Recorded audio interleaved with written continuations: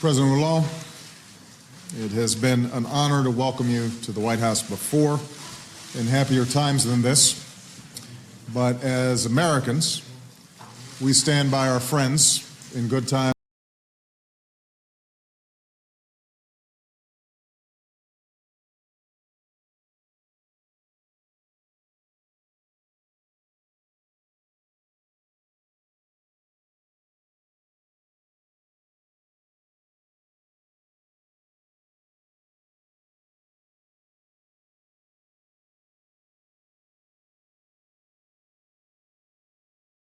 We stand by our friends in good times and in bad, no matter what.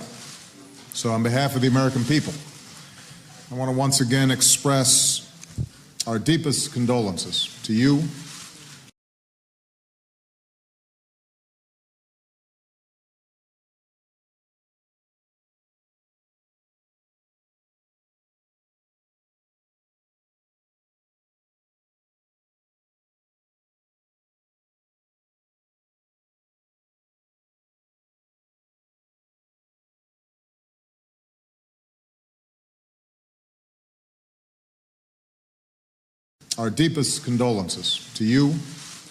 and all of the people of France for the heinous attacks that took place in Paris. We're here today to declare that the United States and France stand united.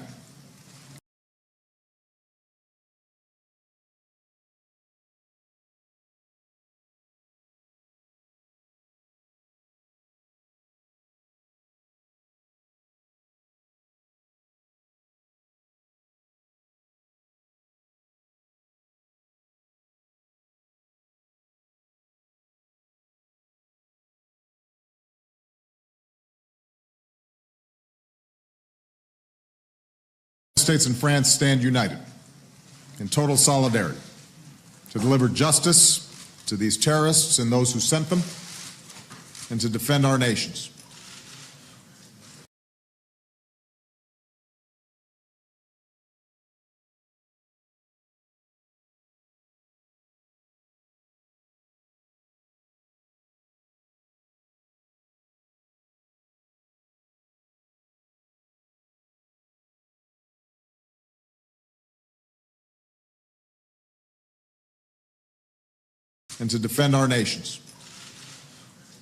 In that spirit, with heavy but strong hearts, I welcome you here today. Francois, with your understanding, my statement today will be a little longer.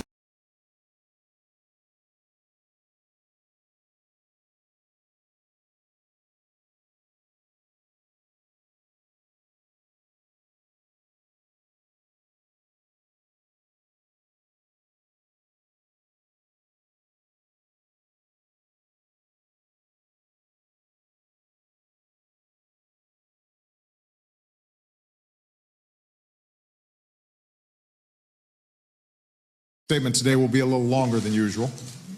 I've been traveling, and this is an important moment for our nations and for the world.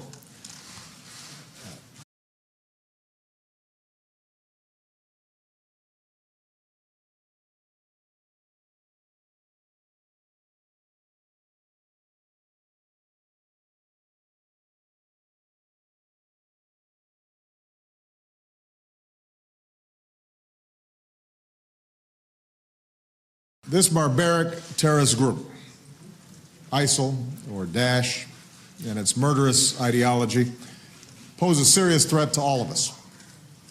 It cannot be tolerated. It must be destroyed.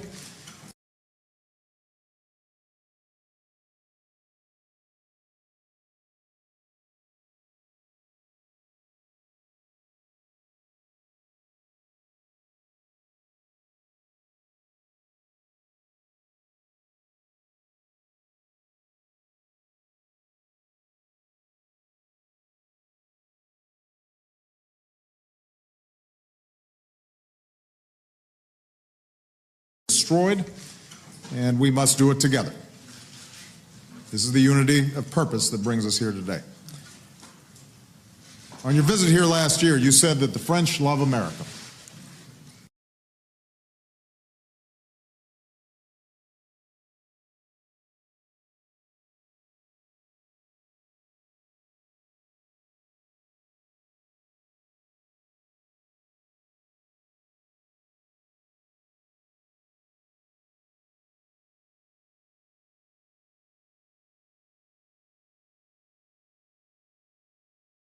that the French love America. Well, we love the French. Sometimes we Americans are too shy to say so, but we're not feeling shy today. We Americans love France because we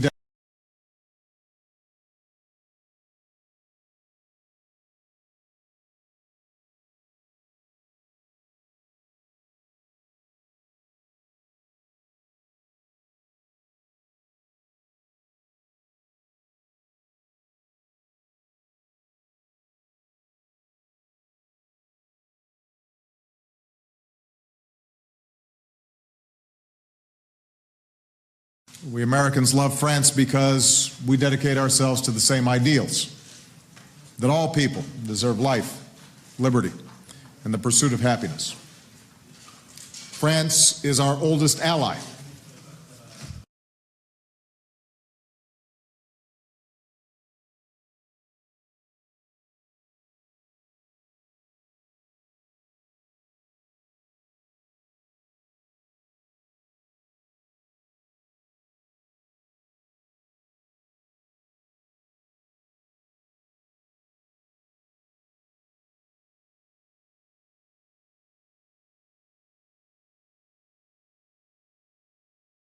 France is our oldest ally. You helped us win our independence. We helped liberate France from fascism. We owe our freedom to each other. We love France for your spirit and your culture.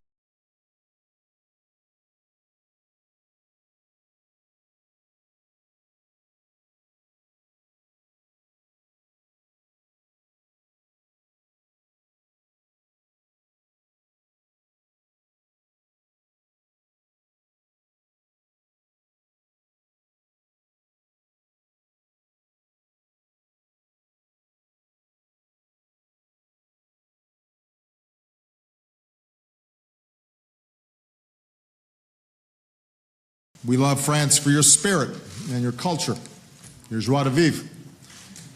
Since the attacks, Americans have recalled their own visits to Paris, visiting the Eiffel Tower or walking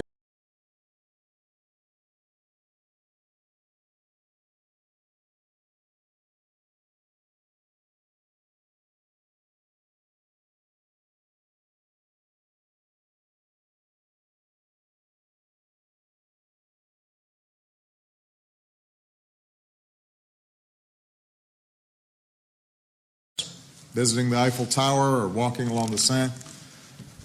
We know these places.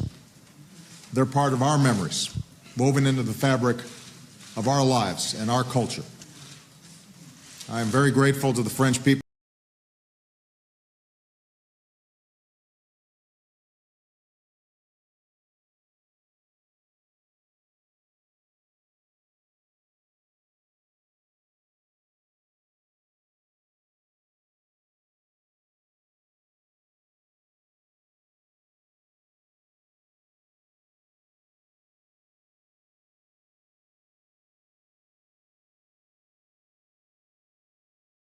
I am very grateful to the French people for the hospitality they've always shown me.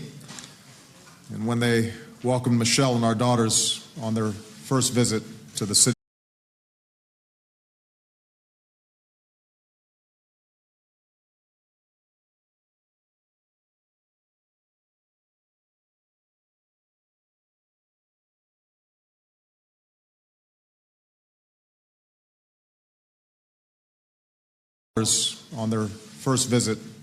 of lights. By my bed in the residence is a picture of me and Michelle in Luxembourg Gardens, kissing.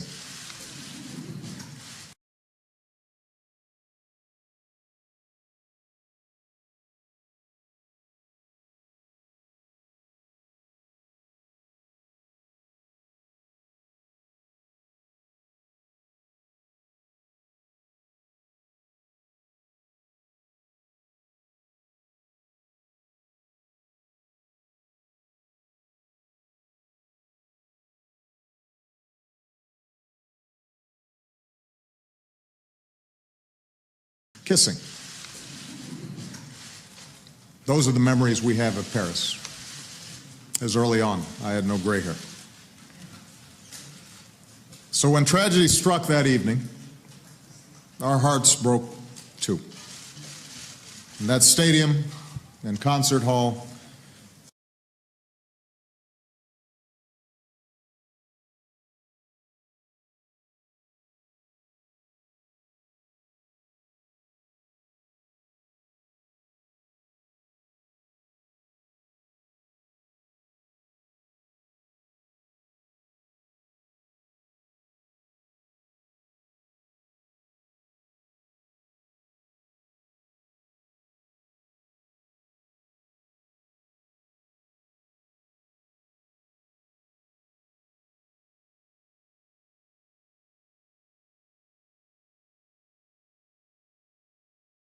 in that stadium and concert hall, in those restaurants and cafes, we see our own. In the faces of the French people, we see ourselves.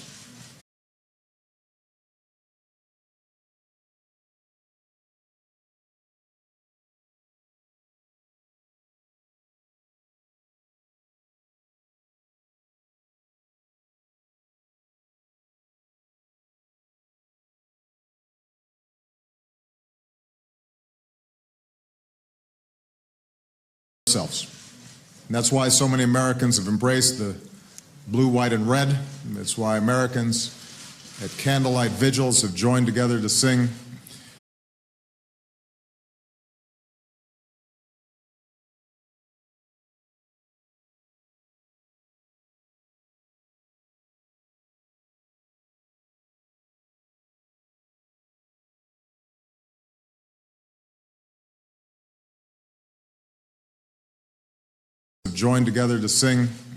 the Marseillaise.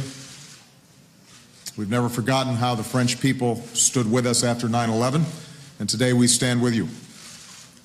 Nous sommes tous Français.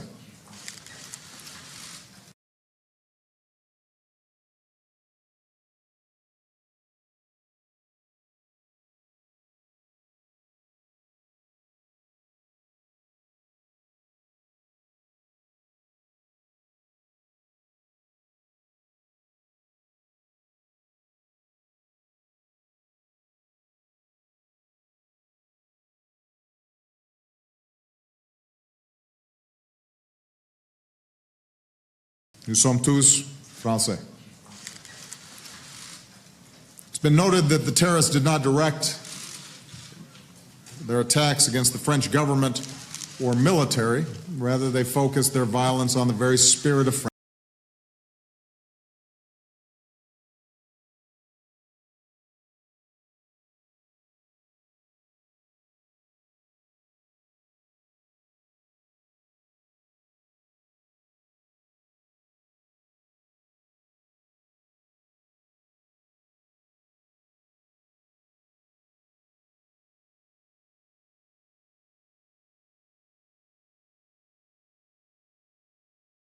Their violence on the very spirit of France, and by extension on all liberal democracies.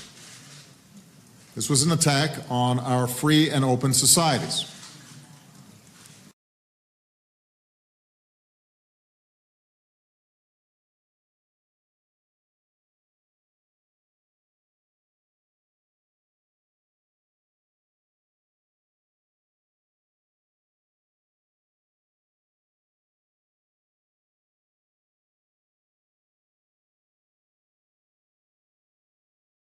Societies where people come together to celebrate and sing and compete, and targeting venues where people come together from around the world, killing citizens of nearly 20 countries.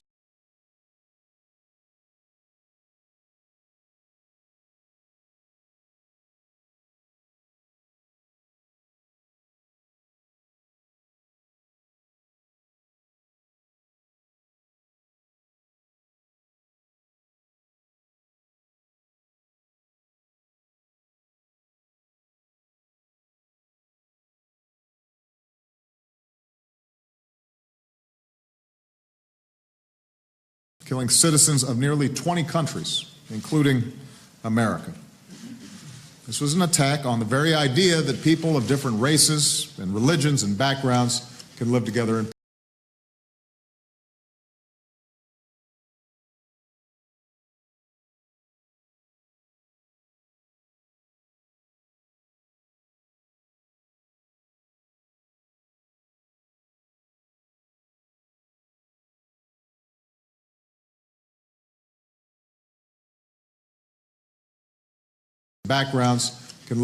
peace.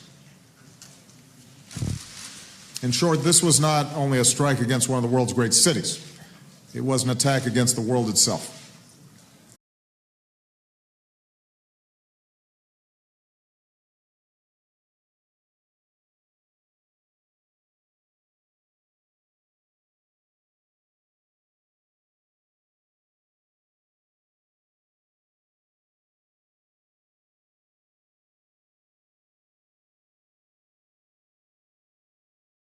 It's the same madness that has slaughtered the innocent from Nigeria to the Sinai, from Lebanon to Iraq. It is a scourge that threatens all of us. And that's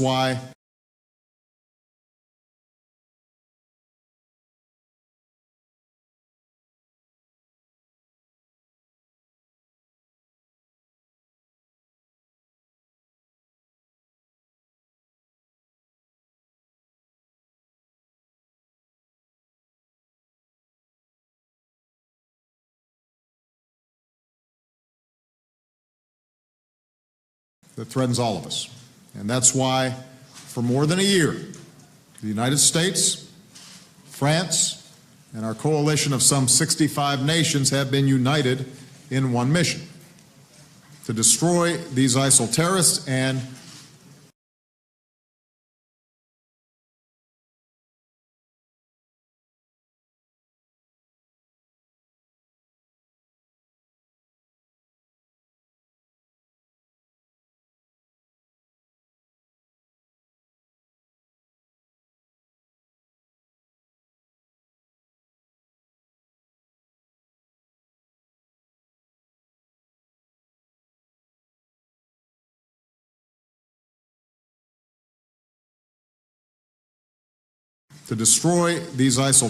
and defeat their vile ideology. Today, President Ullah and I reviewed our coalition's progress. More than 8,000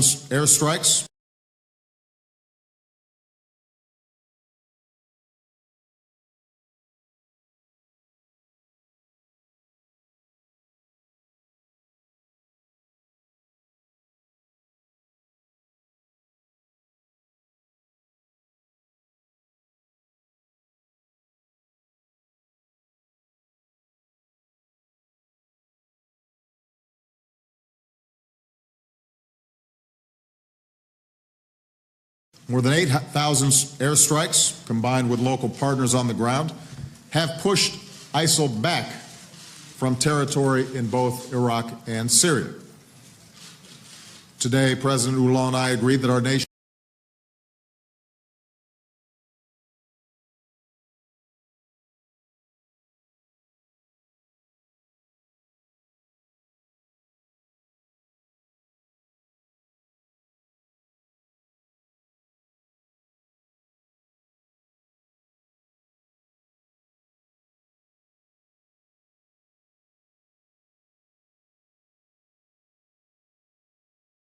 Today, President Ullah and I agreed that our nations must do even more together.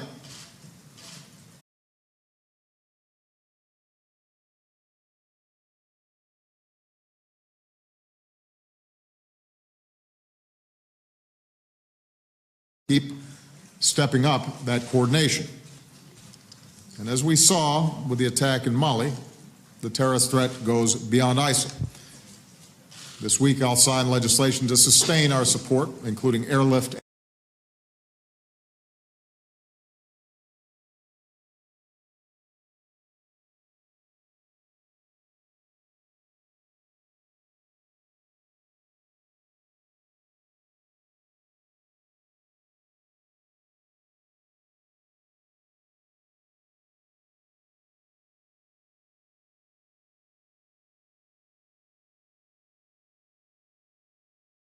sustain our support, including airlift and intelligence, to allies like France as we work together to root out terrorist networks in Africa.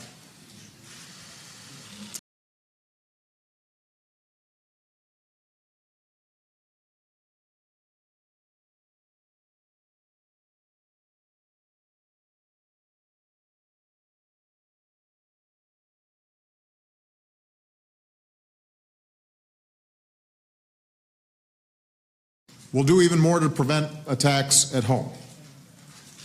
Building on our recent intelligence agreement, the United States will continue to quickly share threat information with France,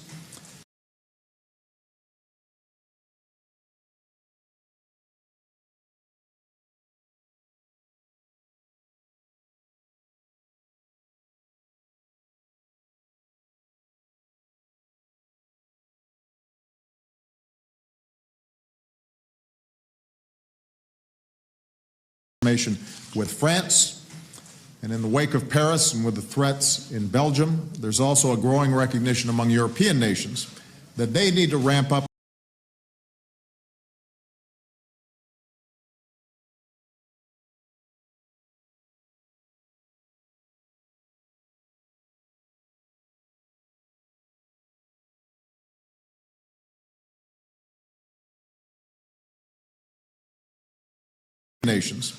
they need to ramp up additional efforts to prevent the flow of foreign terrorist fighters. As part of that, I'm calling on the European Union to finally implement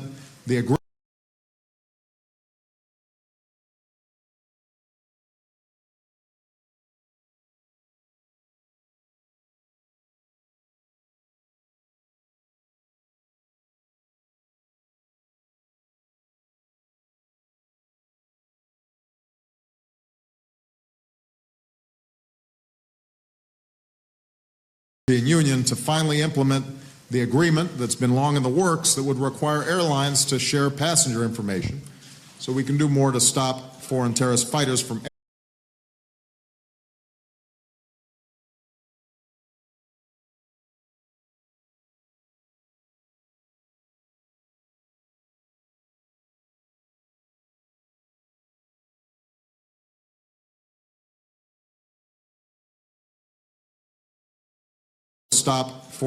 fighters from entering our countries undetected.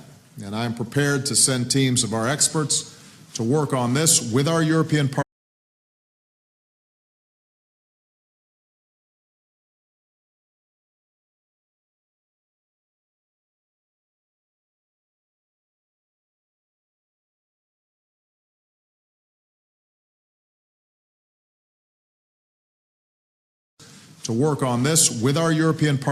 To make sure we're redoubling our efforts together.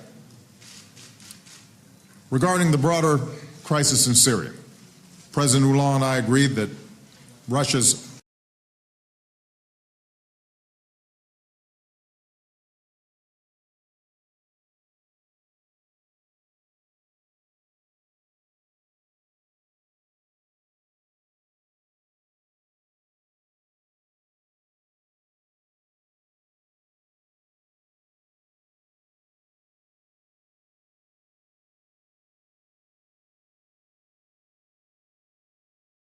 President Hollande and I agreed that Russia's strikes against the moderate opposition only bolster the Assad regime, whose brutality has helped to fuel the rise of ISIL.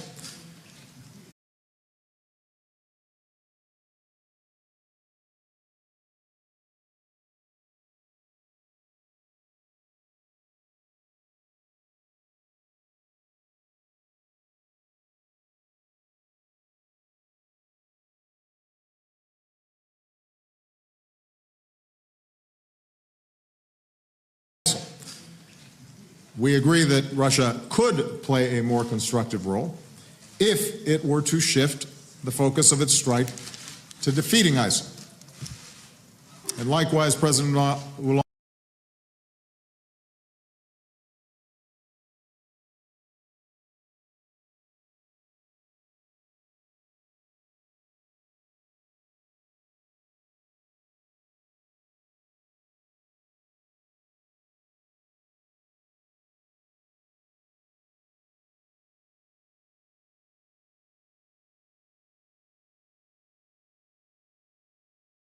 And likewise, President Hollande and I agreed that the best way to bring peace to Syria is through the principles reaffirmed in Vienna, which require active Russian support for a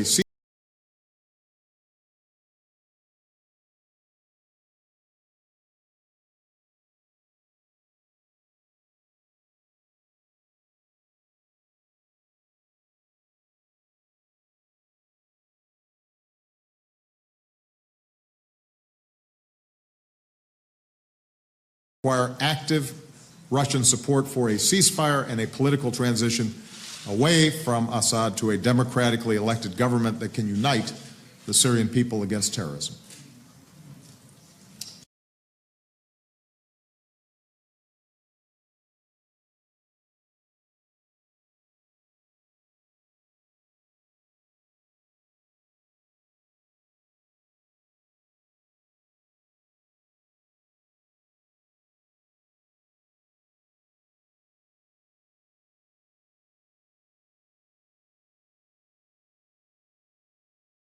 Syrian people against terrorism. Finally, Francois and I understand that one of our greatest weapons in the fight against ISIL is the strength and resilience of our people.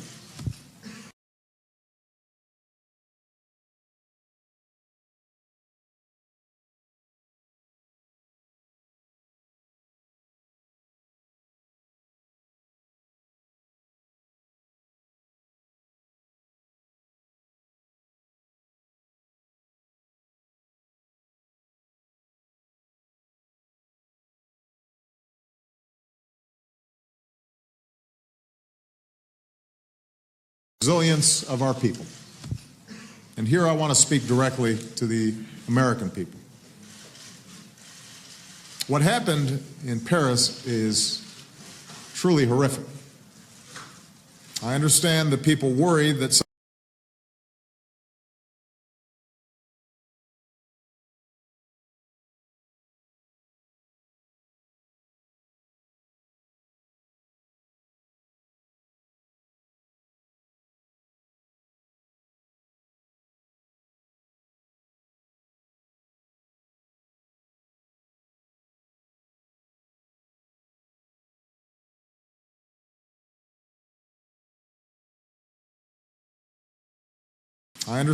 people worry that something similar could happen here. I want you to know that we will continue to do everything in our power to defend our nation.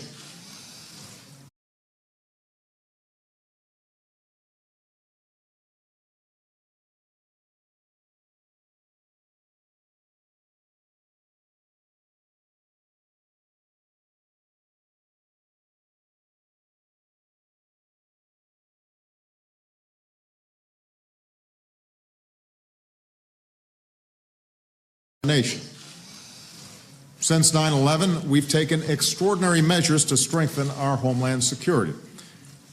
Our counterterrorism, homeland security, and law enforcement professionals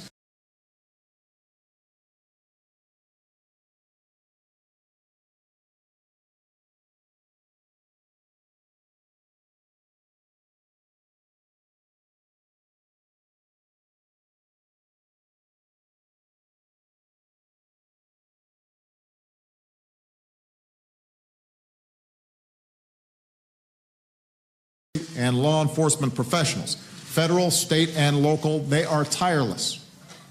They have prevented attacks and they have saved lives. They are working every hour, every day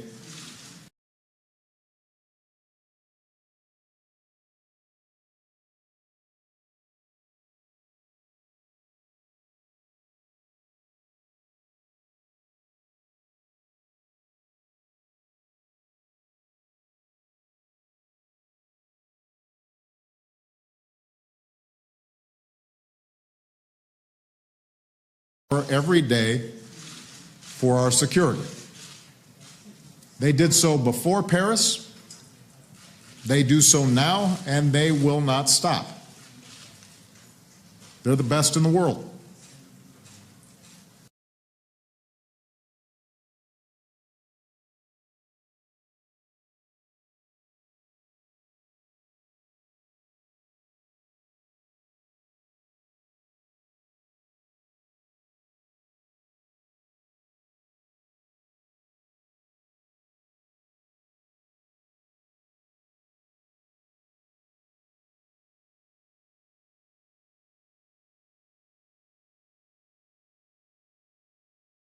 But it's not just our security professionals who will defeat ISIL and other terrorist groups. As Americans, we all have a role to play in how we respond to threats.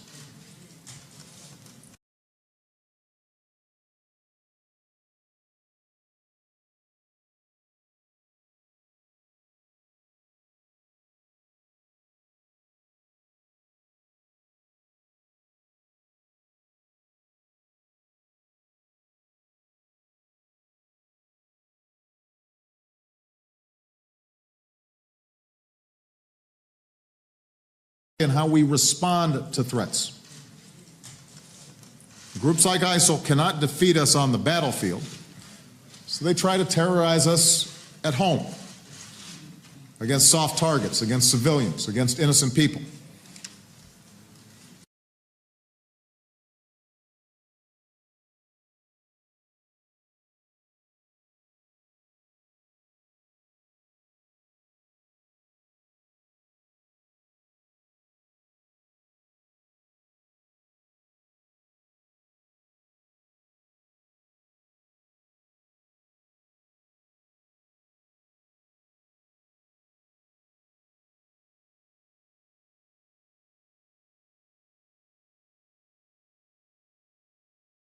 Against innocent people.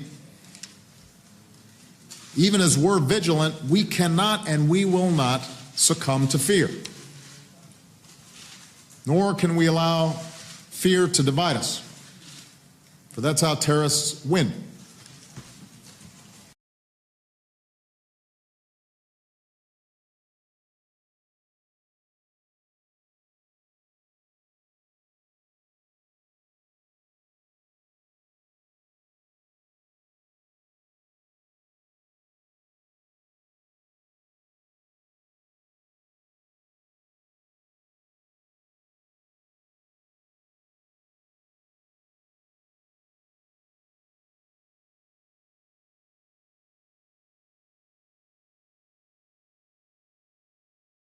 For that's how terrorists win.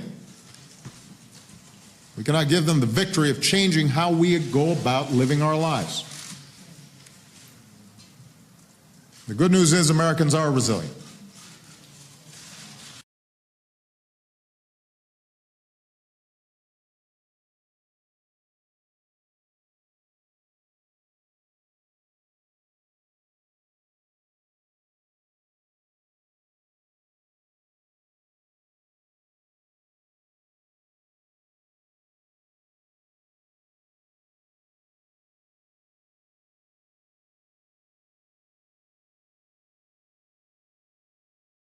We mourned the lives lost at Fort Hood, the Boston Marathon, at Chattanooga,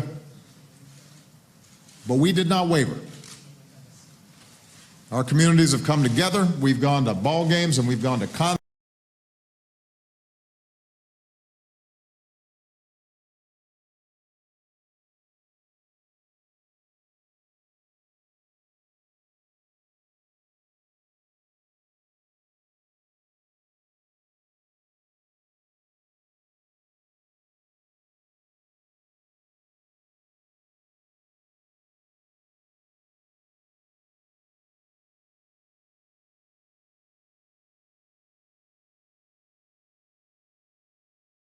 To ball games and we've gone to concerts and we've gone shopping, and men and women who want to serve our country continue to go to military recruiting offices.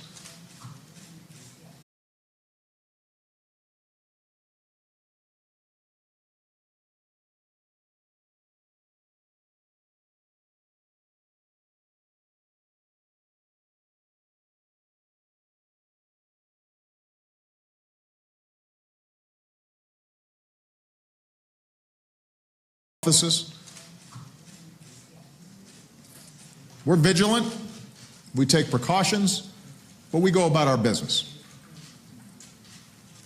To those who want to harm us, our actions have shown that we have too much resolve and too much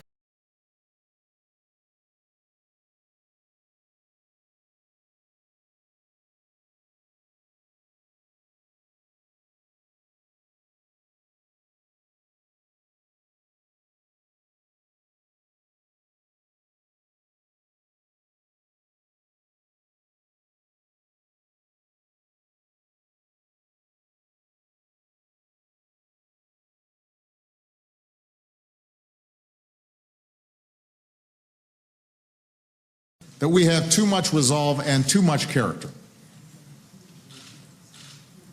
Americans will not be terrorized. I say all this because another part of being vigilant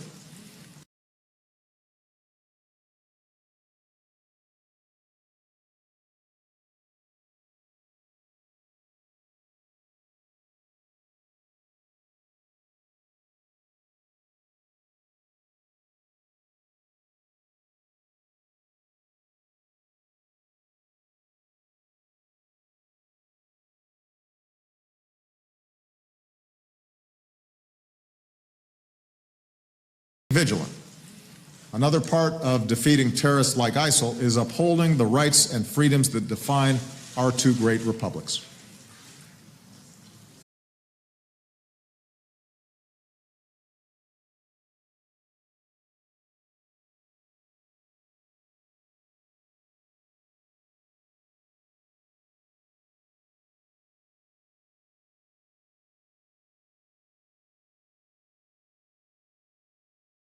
Republics.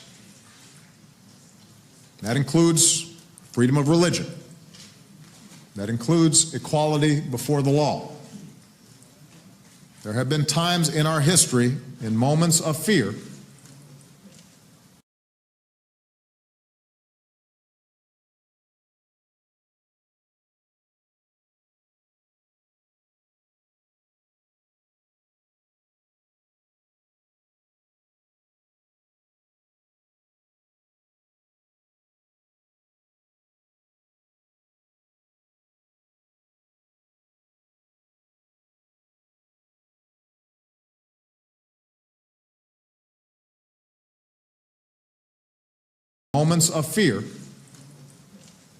when we have failed to uphold our highest ideals, and it has been to our lasting regret. We must uphold our ideals now. Each of us, all of us, must show that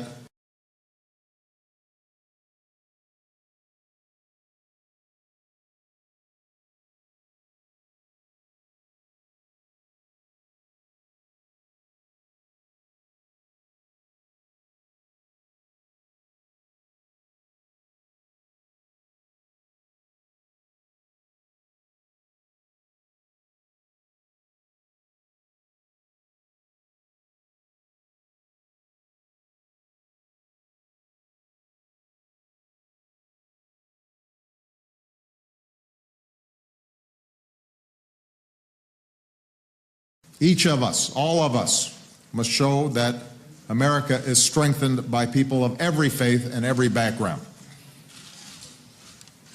And related to this, I want to note that under President Hollande, France plans to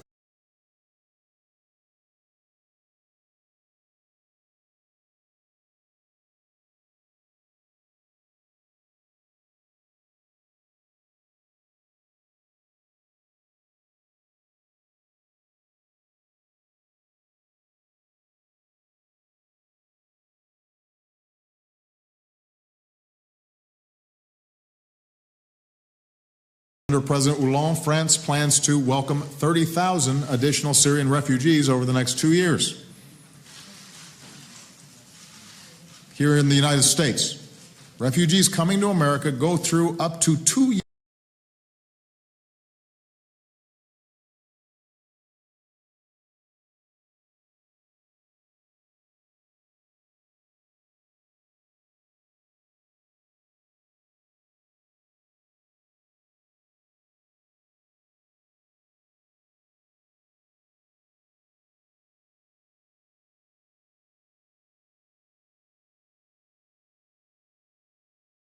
coming to America go through up to 2 years of intense security checks, including biometric screening. Nobody who sets foot in America goes through more screening than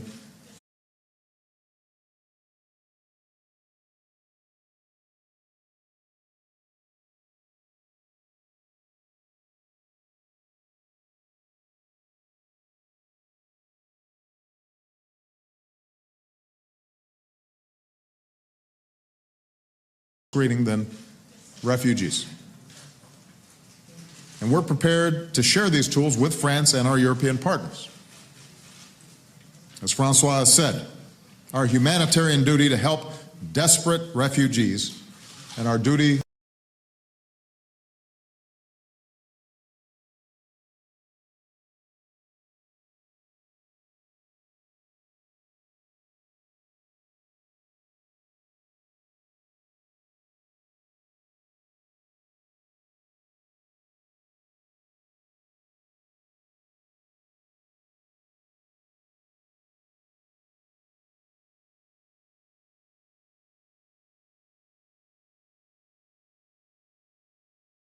to help desperate refugees and our duty to our security, those duties go hand in hand. On the Statue of Liberty, a gift from the people of France. There are words we know so well.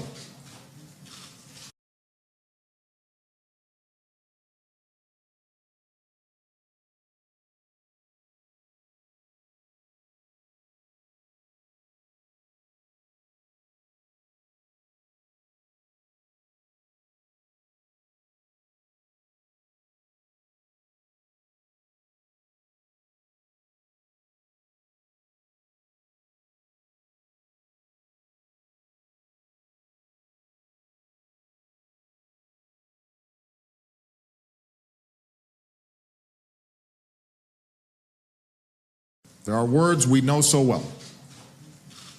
Give me your tired, your poor, your huddled masses, yearning to be free. That's the spirit that makes us American. That's the spirit that binds us to France.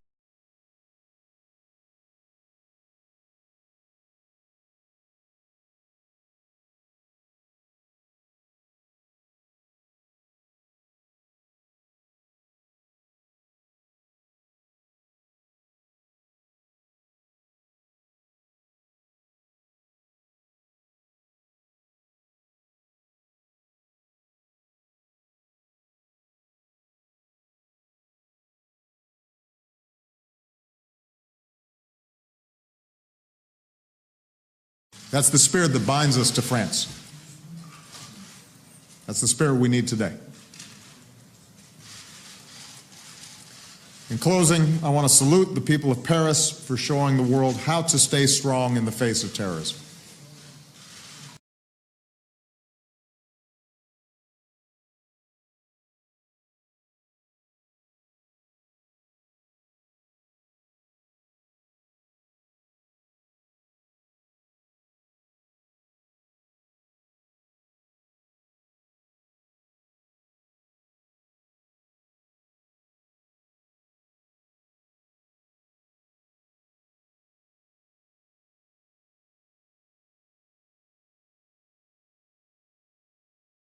Stay strong in the face of terrorism.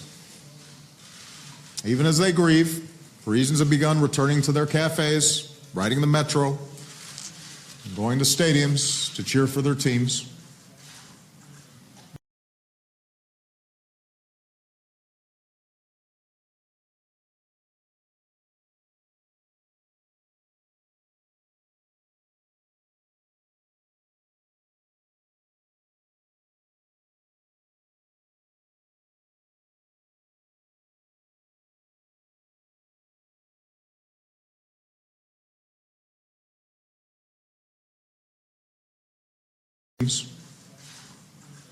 Crowds gathered in the Place de la République, including a mother who brought her children. She said, to let them see that we should not be afraid.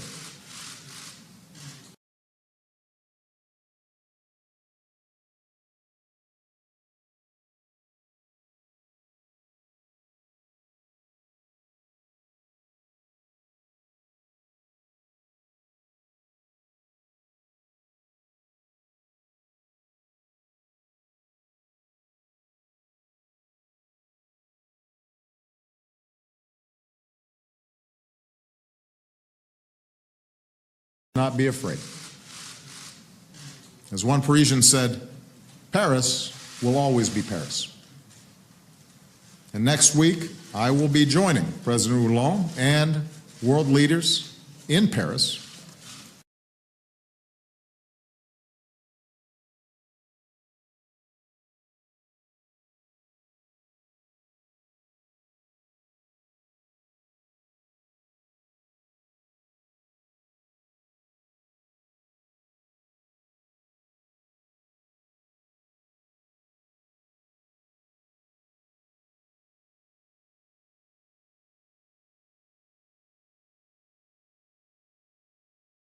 for the Global Climate Conference. What a powerful rebuke to the terrorists it will be when the world stands as one and shows that we will not be deterred from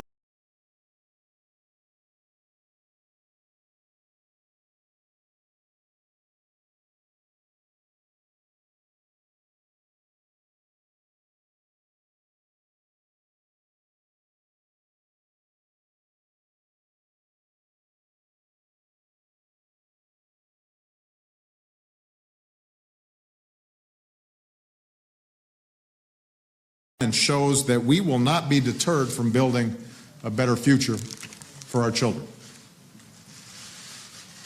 So, President Hollande, my fellow Americans, let's remember we face greater threats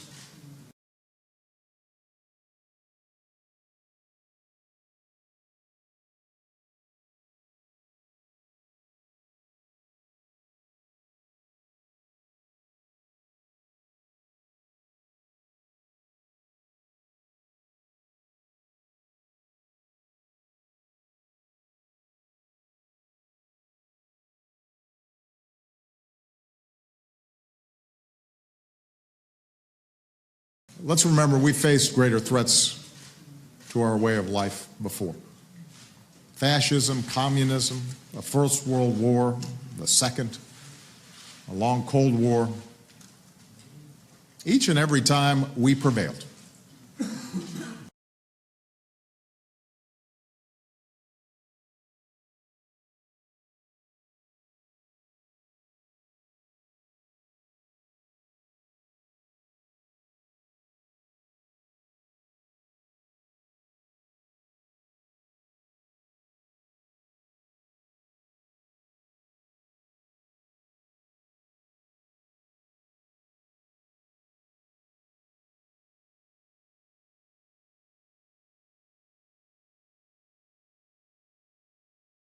Each and every time we prevailed.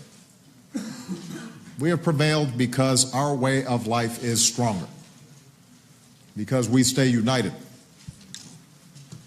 because even as we are relentless in the face of evil, we draw on what's best in our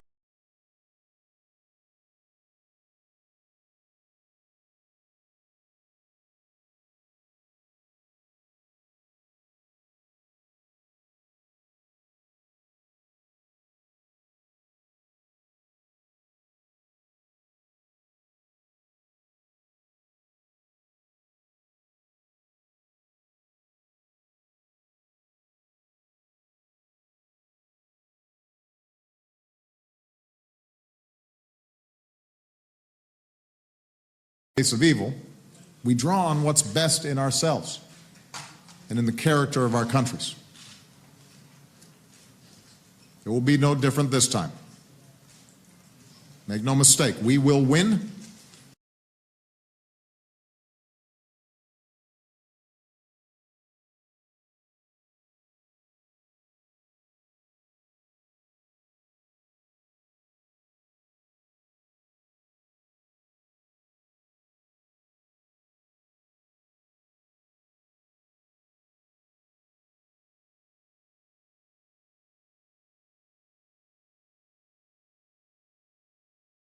Make no mistake, we will win, and groups like ISIL will lose. And standing with allies like France, we will continue to show the world the best of American leadership. Vive la France!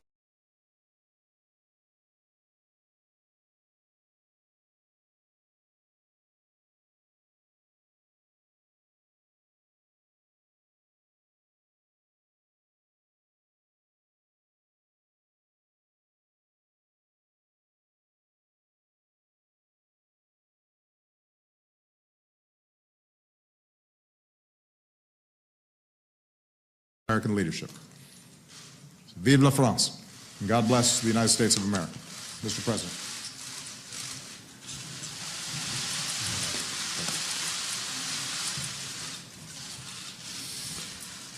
Mesdames, Messieurs, Ladies and gentlemen, please allow me, first and foremost, to thank the President of the United States, Barack Obama.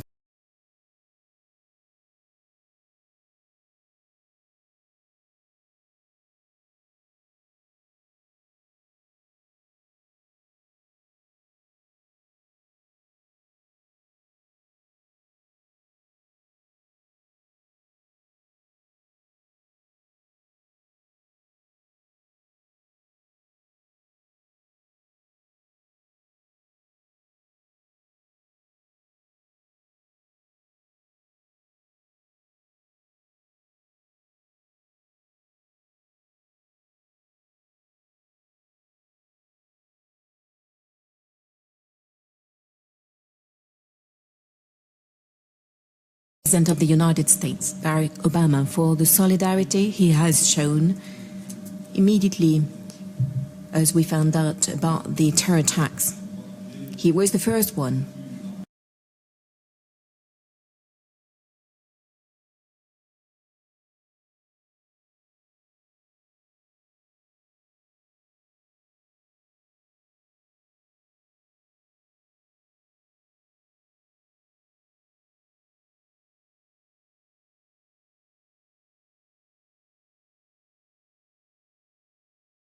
He was the first one to call me.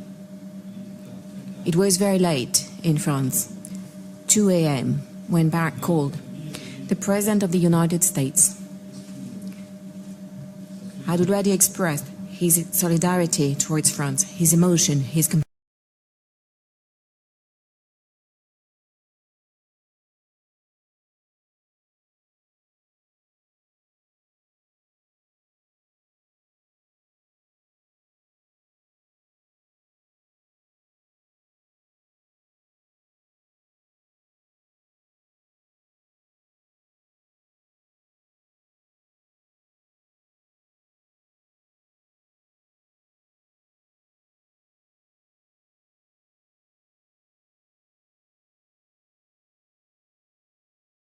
Towards France, his emotion, his compassion against the horror.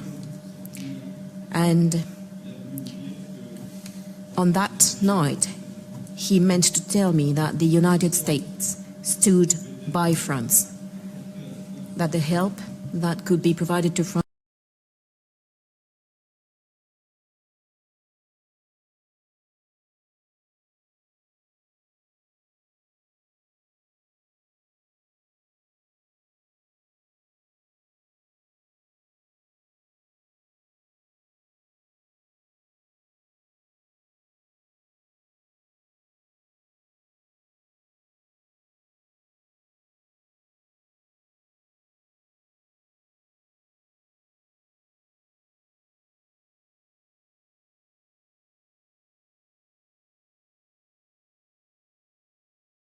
that the help that could be provided to France would have no limit, and that we had a duty, a joint duty, to pull our forces together and fight terrorism.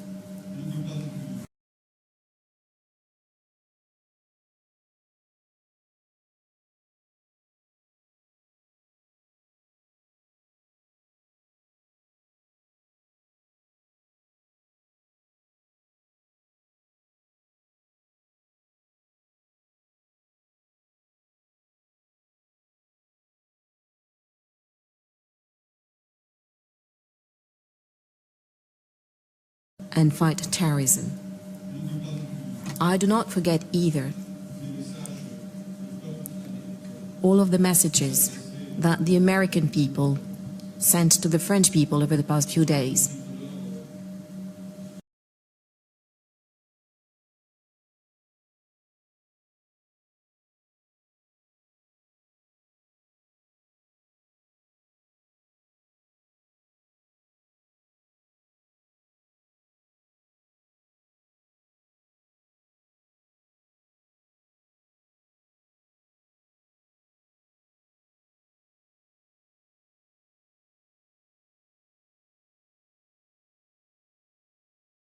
the French colors, the French flags, all around, in many gatherings, these candles in places that represent France, here in the United States. The Marseillaise, our national anthems, sung in official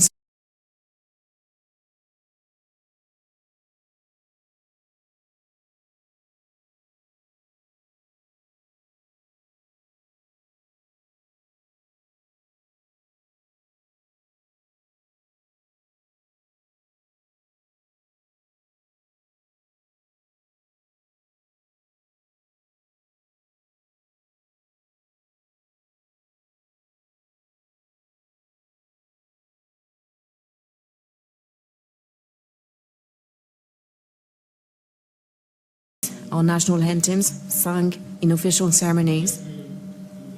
It is true that 9/11,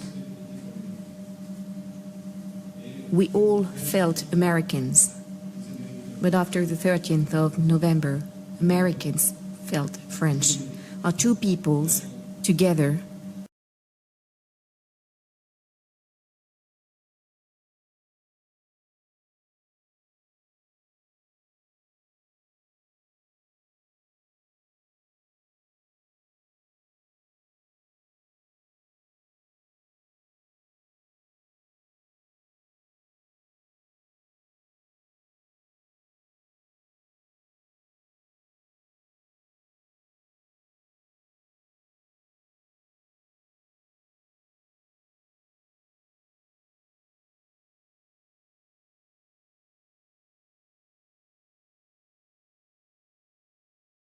felt French.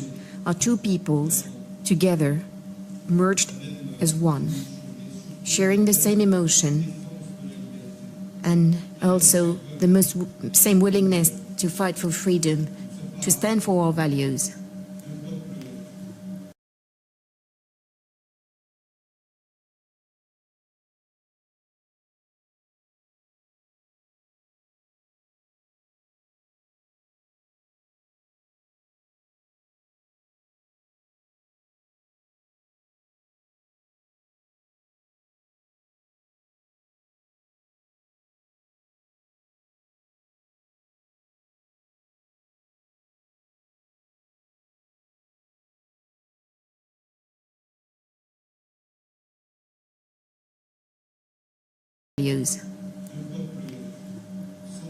We are not two similar peoples. We each have our own history.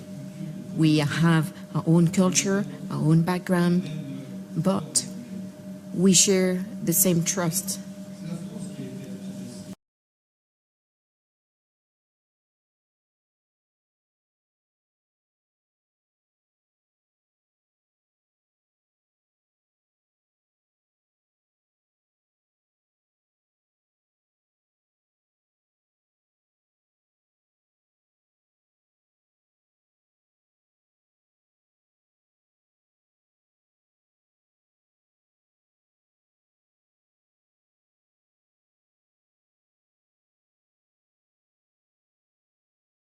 The same faith in freedom.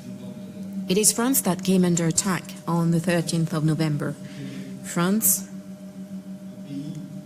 for what it is, a country which we consider unique in the world because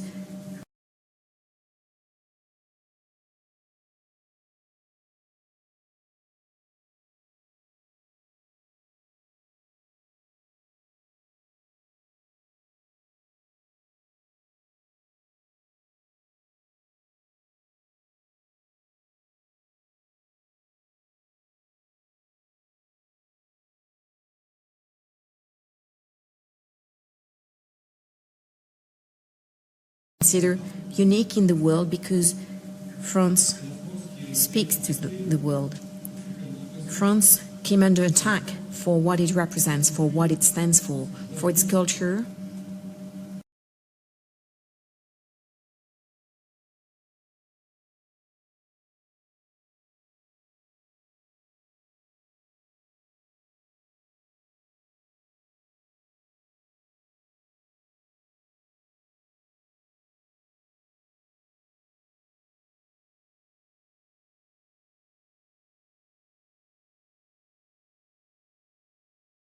culture, our way of living, as well as our values, our principles. But by targeting France, the terrorists, the cowardly murderers, were targeting the world. In these restaurants, in these cafes,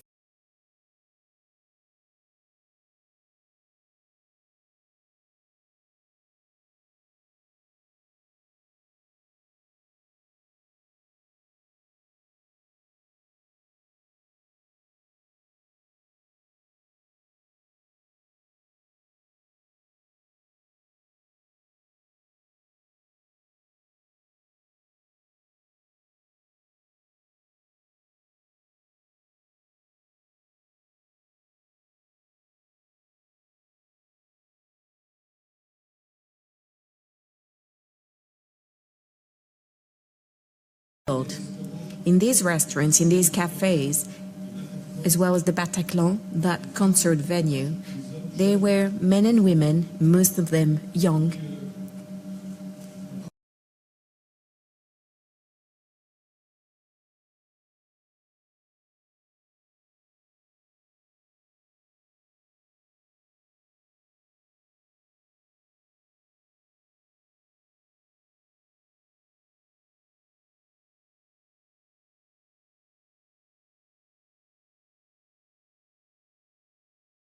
who came from 20 countries, at least. And they share the same passion for life, and that's the reason why they were murdered.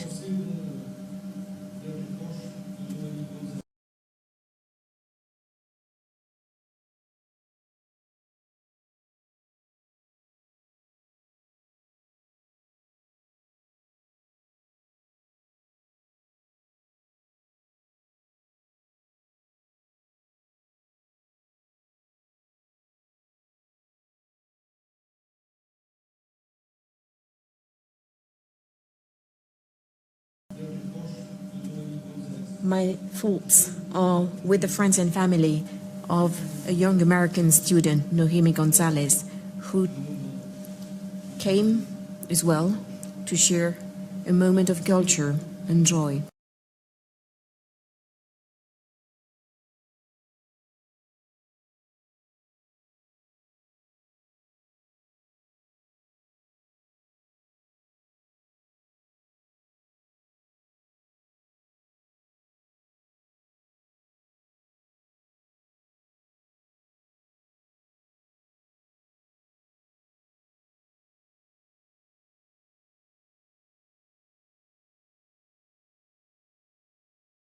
Culture and joy. My thoughts also go to this American band that was playing at the Bataclan. Our cultures on that occasion were together.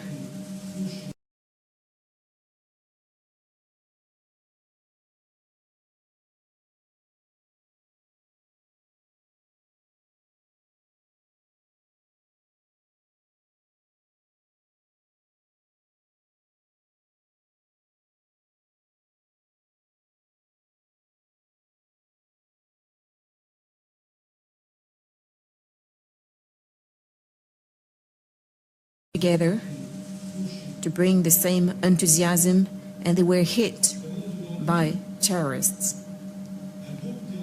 We are facing a terror group which organizes itself on the territory. They have some substantial resources.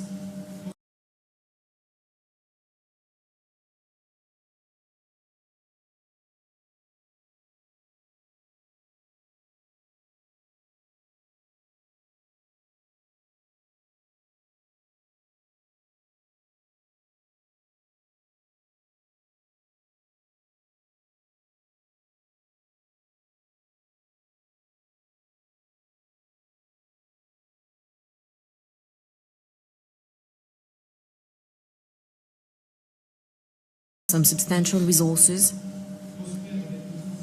They are striving on smuggling of oil, drug, human beings. And since the beginning of the year, they hit many countries, Denmark, Tunisia,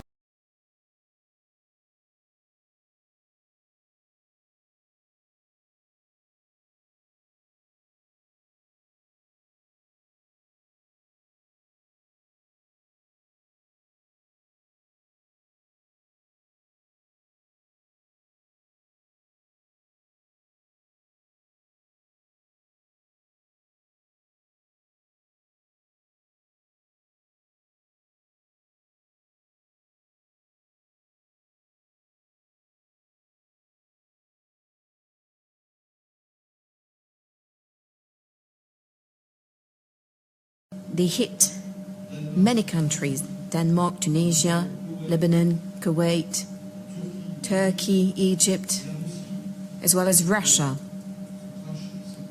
by taking down a Russian plane. So together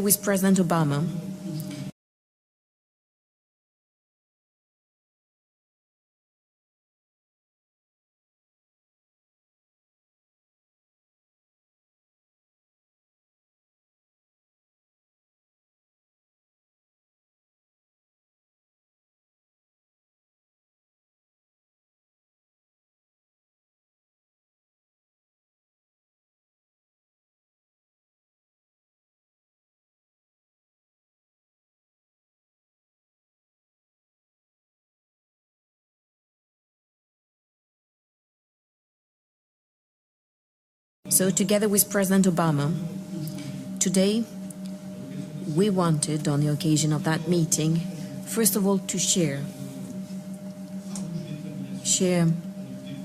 our determination, relentless determination to fight terrorism.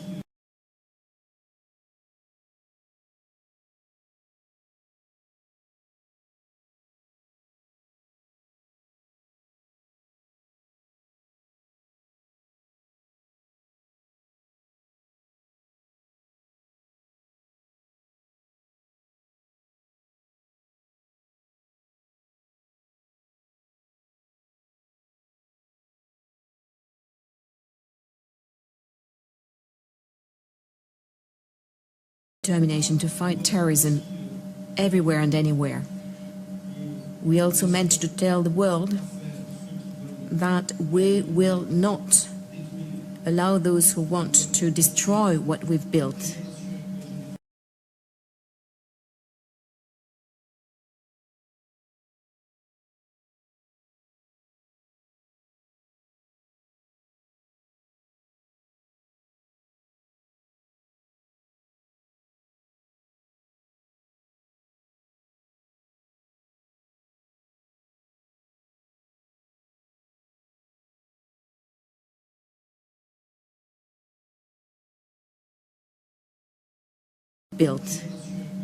We will not allow them to do it, to destroy what we've built generation after generation. They will not be able to damage the world. And against Daesh, we need a joint response, an implacable joint response.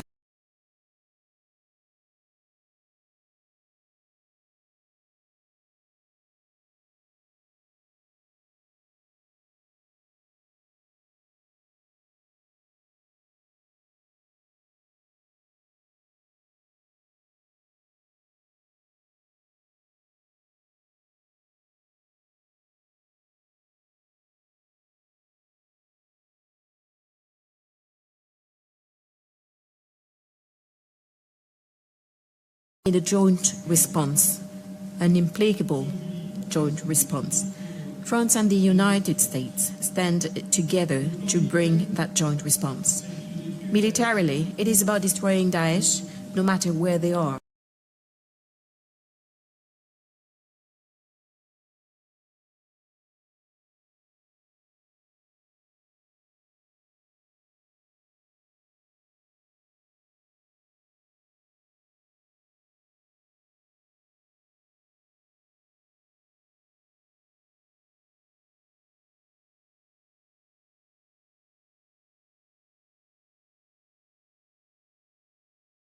Destroying Daesh, no matter where they are. It is about taking out their financing, hunting down their leaders, dismantling their networks.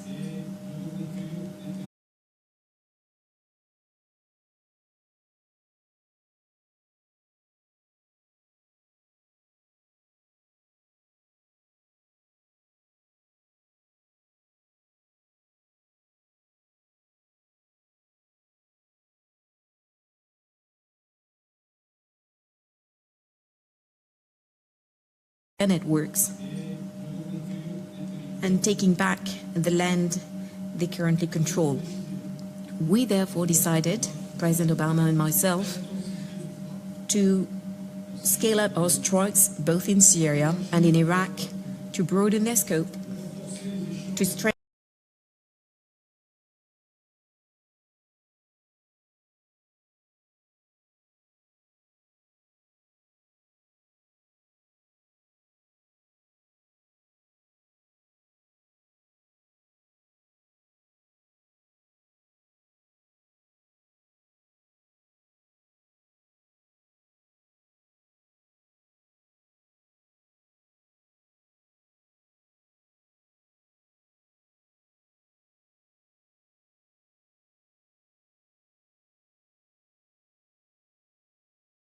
Iraq to broaden their scope, to strengthen our intelligence sharing regarding the targets we must aim at. The priority is to take back key locations in the hands of Daesh in Syria.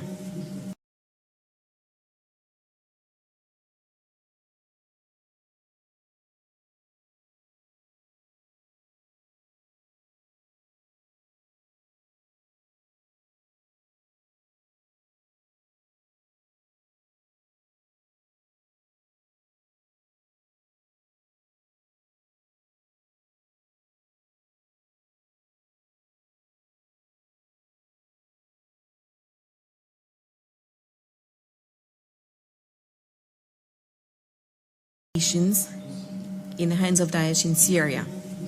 It is also a matter of urgency to close the border between Turkey and Syria and prevent terrorists from crossing the border and coming to Europe.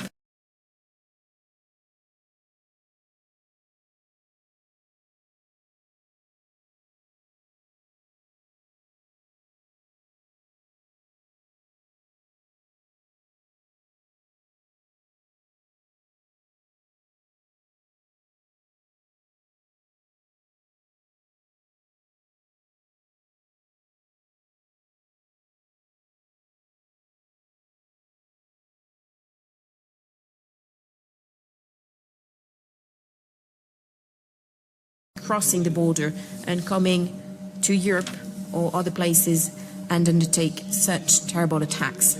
We also took the decision to work together with our partners of the coalition in Iraq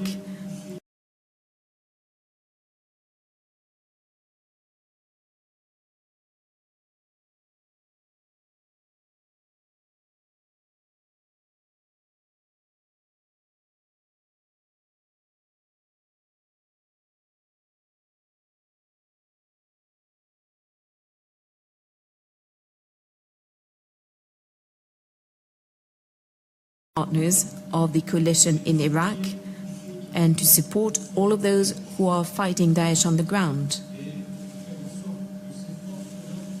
The aim is to make sure that these forces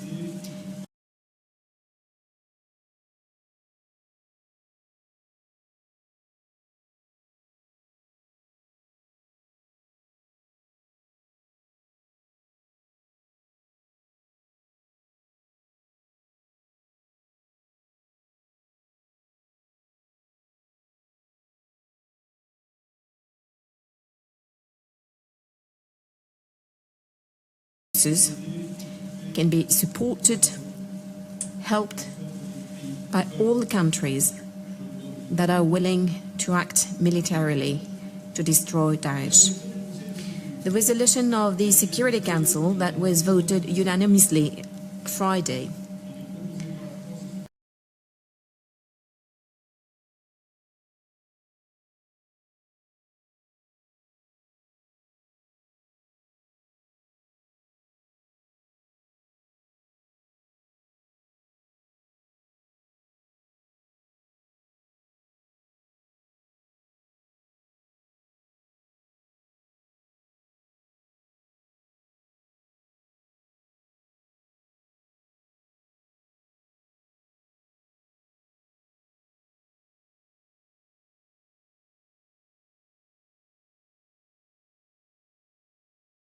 that was voted unanimously Friday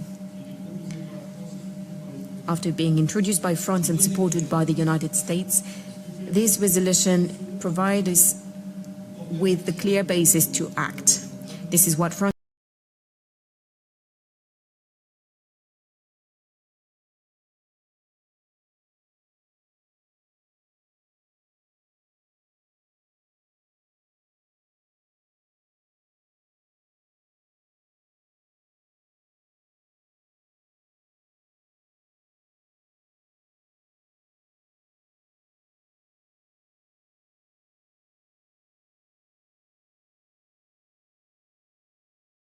with the clear basis to act.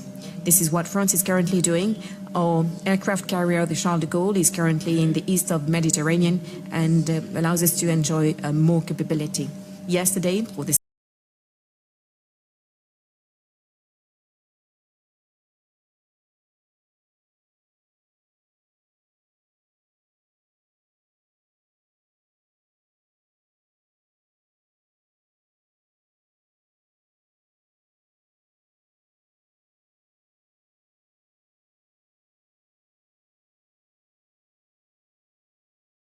enjoy more capability. Yesterday, for the sixth time after the terror attacks in Paris, we struck Raqqa. In addition, we've been providing some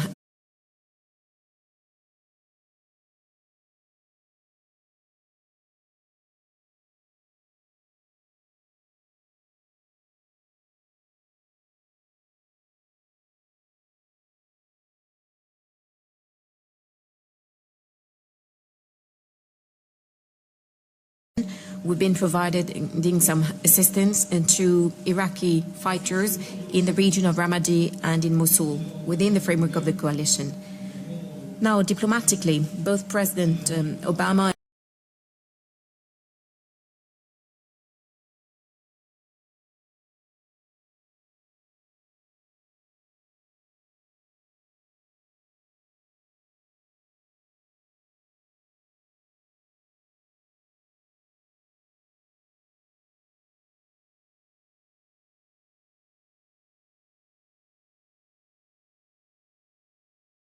Now, diplomatically, both President Obama and myself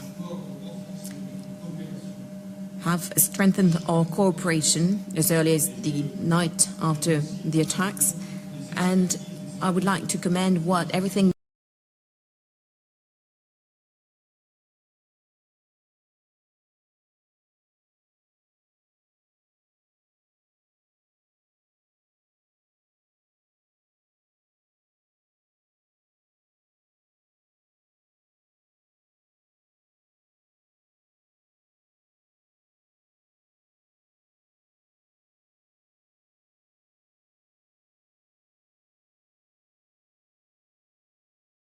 I would like to commend everything that is being done so that intelligence and information available can be used to tackle terrorists and to follow their movements.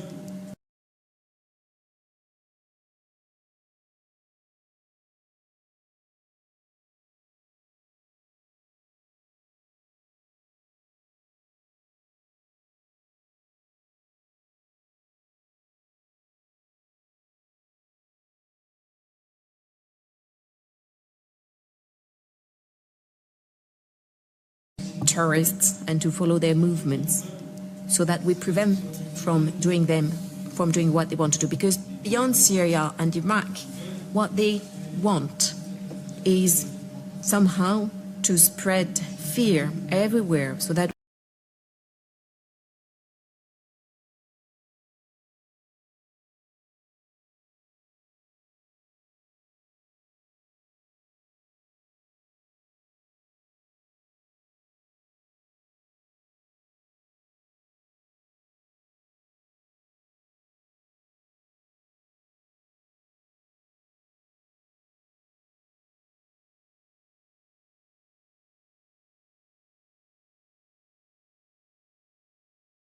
is somehow to spread fear everywhere so that we doubt, so that we make decisions which are exactly contrary to what we want in terms of freedom and rights.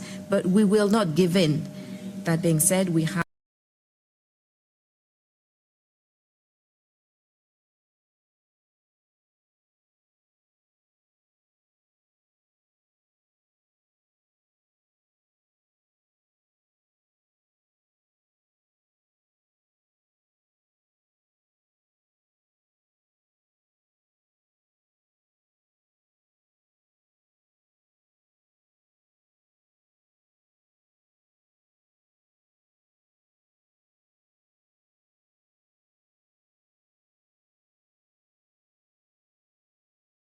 we will not give in.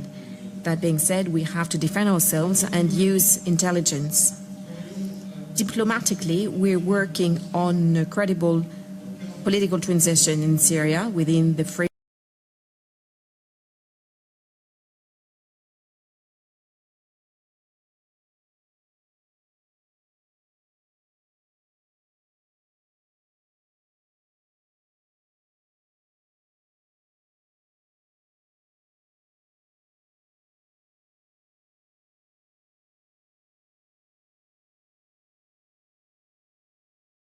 political transition in Syria within the framework of the Vienna process, and I commend the work done by Ministers Fabius and Kerry to agree a timeline that will enable a ceasefire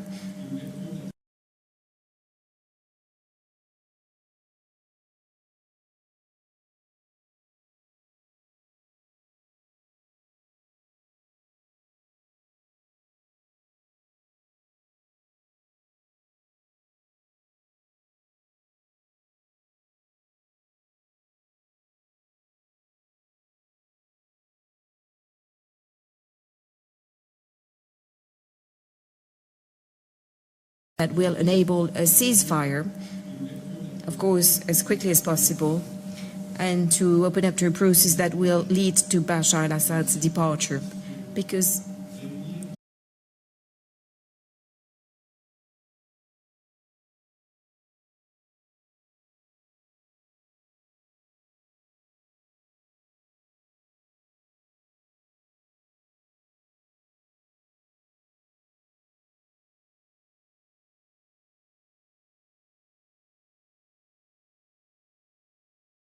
Because we cannot imagine the Syrians getting together,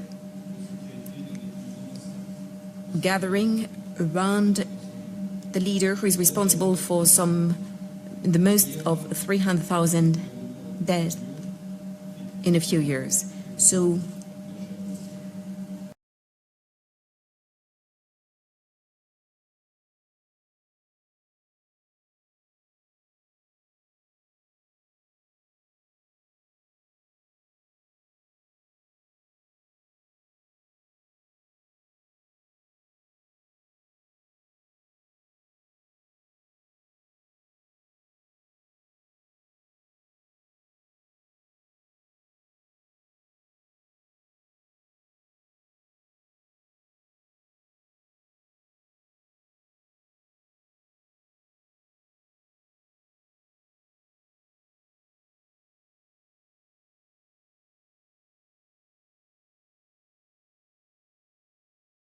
in a few years. So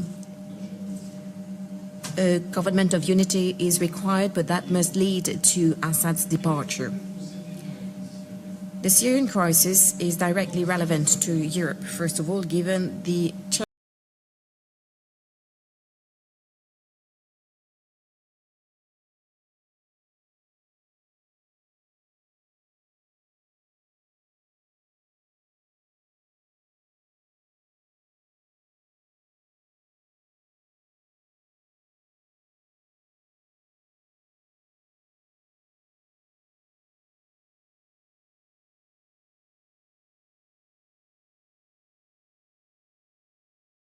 to Europe, first of all, given the terrorist threat, but also because there are millions of refugees fleeing the regime's bombs and Daesh atrocities.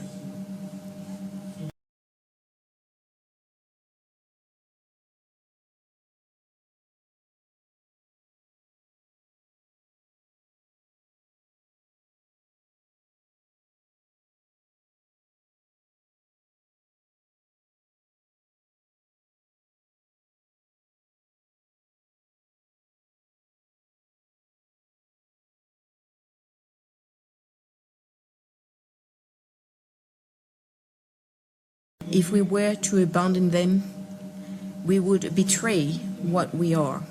This is the reason why I reject identifying migration and terrorism. At the same time, we must control the border.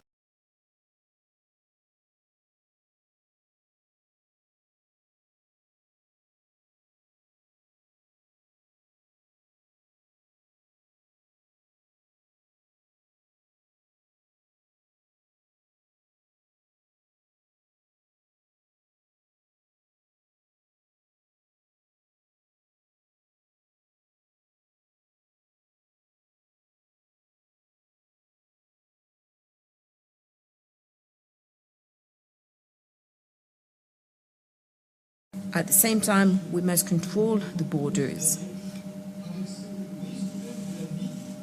Today, people are risking their lives to flee when they travel at sea between Turkey and Greece. Turkey, therefore, plays an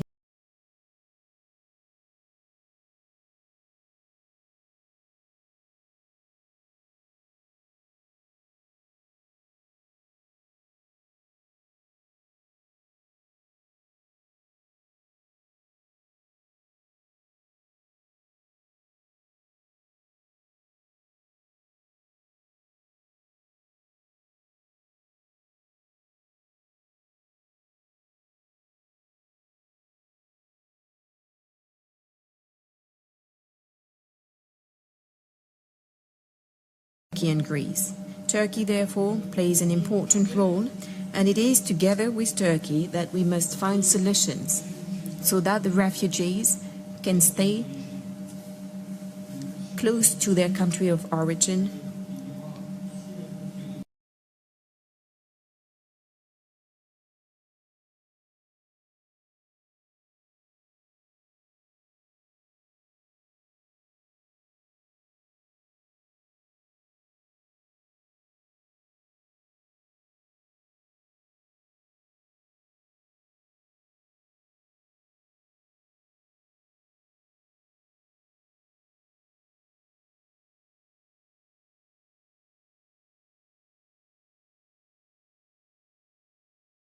close to their country of origin,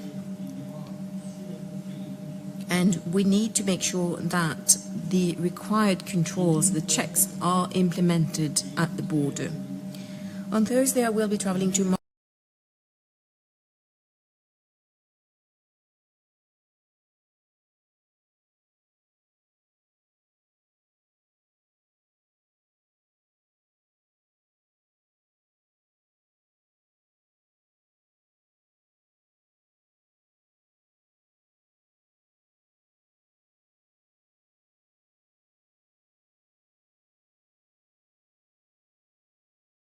On Thursday, I will be traveling to Moscow to meet with Vladimir Putin, and I will tell him that France can work together with Russia if Russia concentrates its military action on Daesh.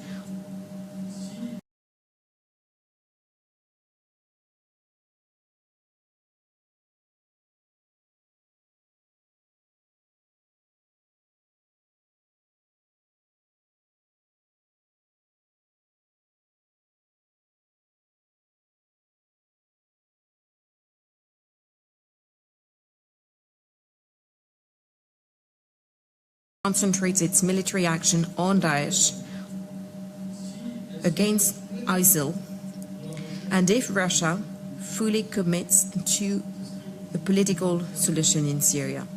This is what we want to do.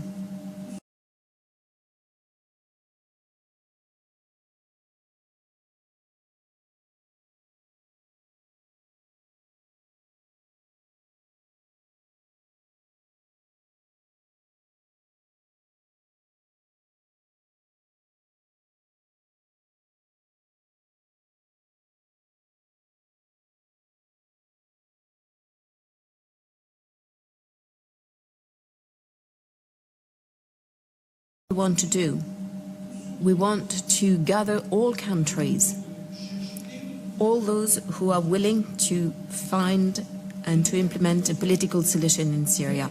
We do not want to exclude anyone.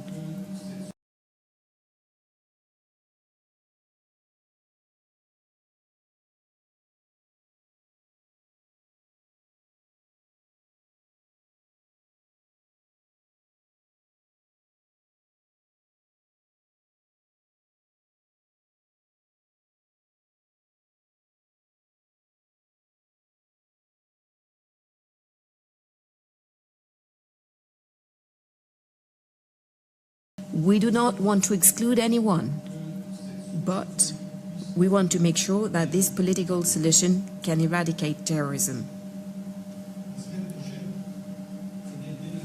Lastly, next week, that is on Monday, we will be hosting in Paris the climate conference.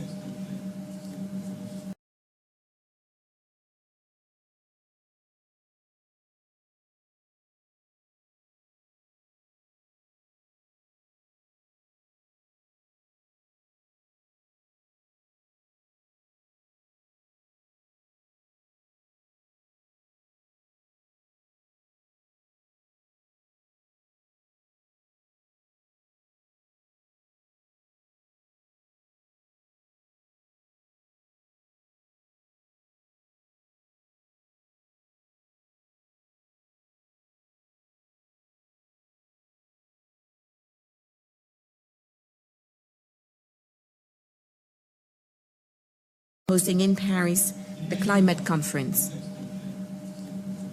I certainly could not imagine that this conference would be taking place against such a background.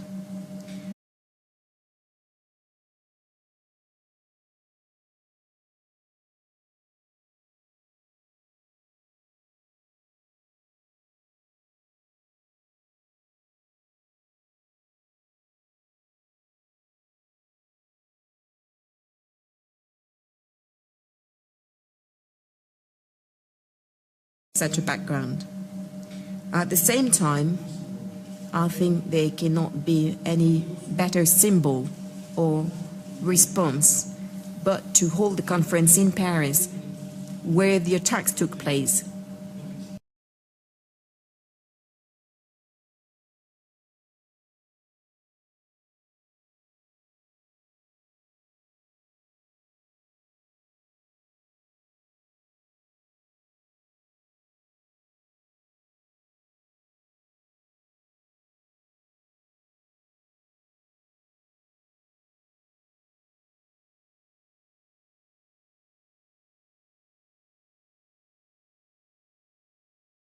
Where the attacks took place, where we took the right measures in terms of security, protections, as well as in defending our values.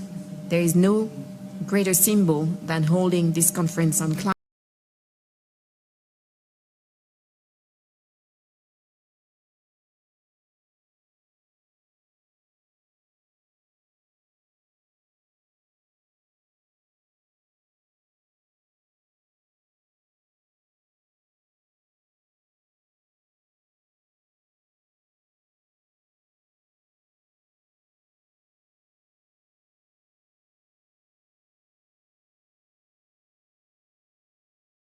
Than holding this conference on climate in Paris with some 150 heads of state and government. Never before did France host so many leaders of the international community.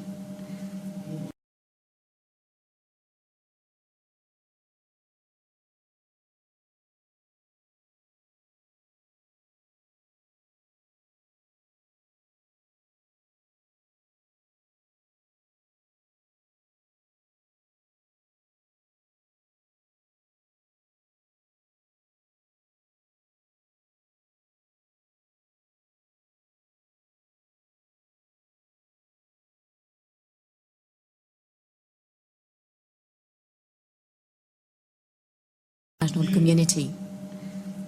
They're coming to sort out the climate challenge and again to work and to find the right agreement so that we can limit greenhouse gases emissions and make sure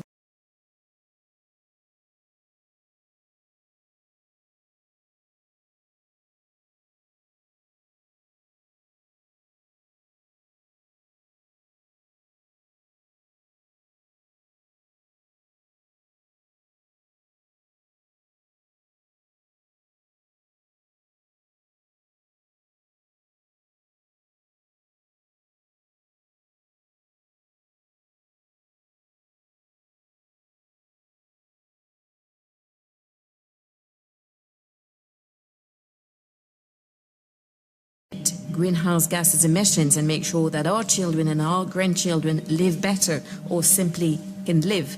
But they are also coming to express their support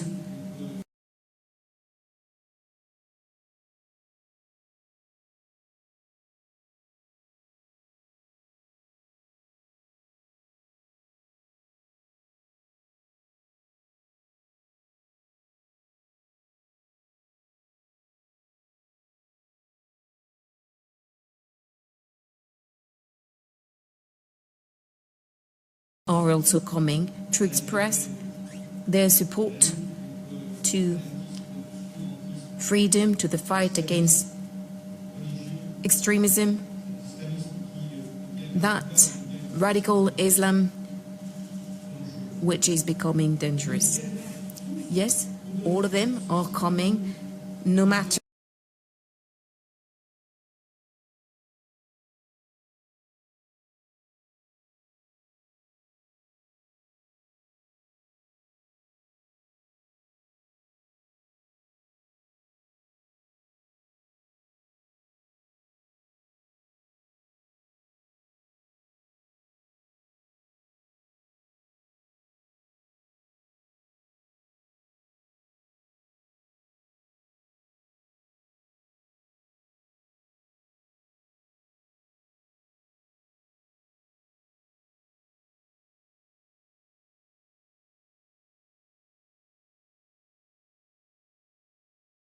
Yes, all of them are coming, no matter their background, no matter their religion, their convictions, to express the same principle, the same values, with the same word.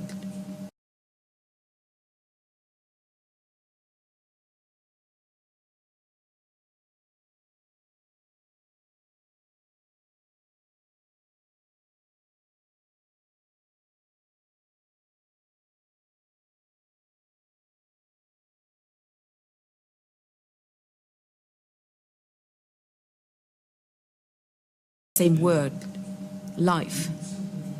Yes, simply life. And this is the reason why I'm very pleased that President Obama will allow us to succeed.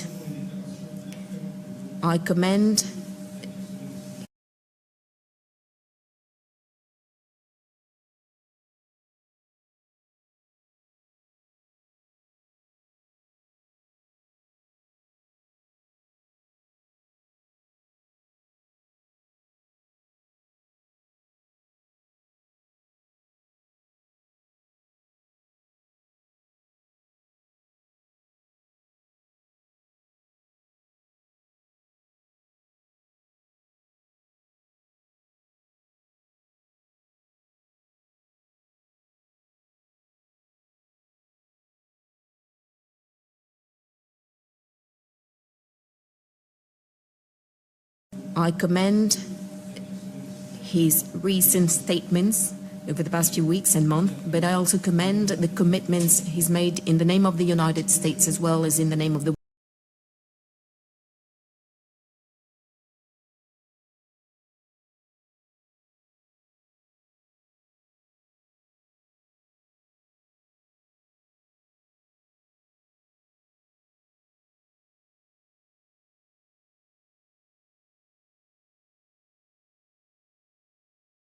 United States as well as in the name of the world. It was very important that one of the most powerful countries in the world, if not the most powerful, and therefore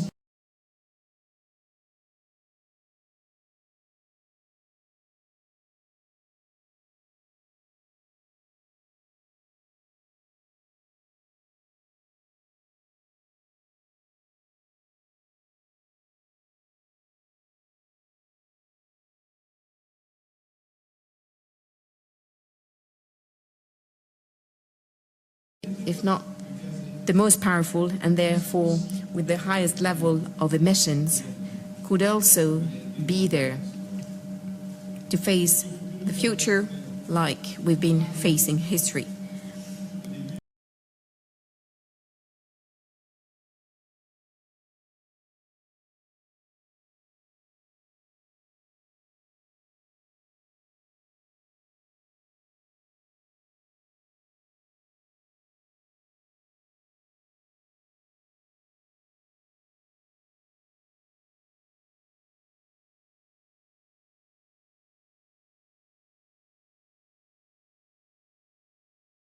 Facing history.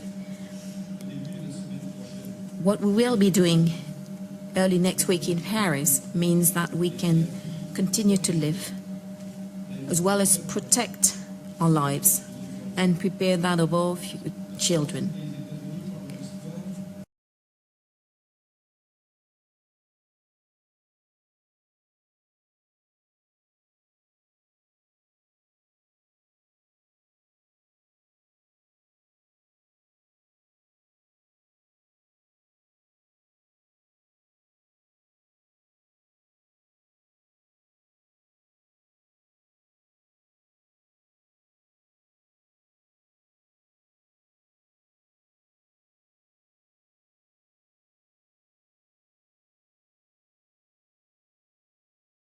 Of our children. France and the United States, given their history and the values, the founding values of both our nations, given our spirits, we both have that duty to act as a matter of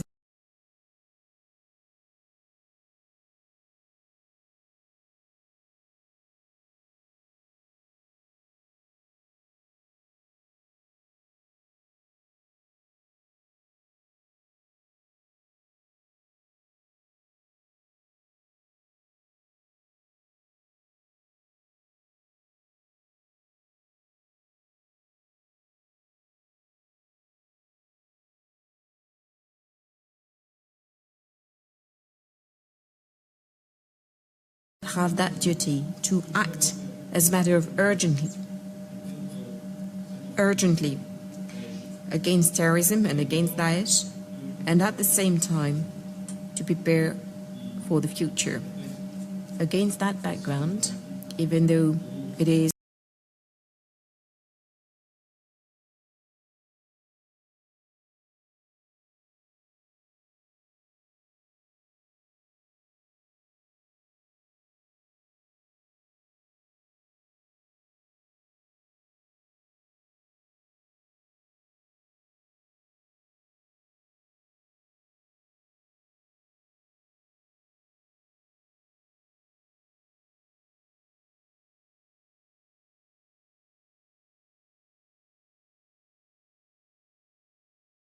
against that background, even though it is a very dire one, I'm pleased to be with Barack Obama to send across that message to the entire world. Thank you.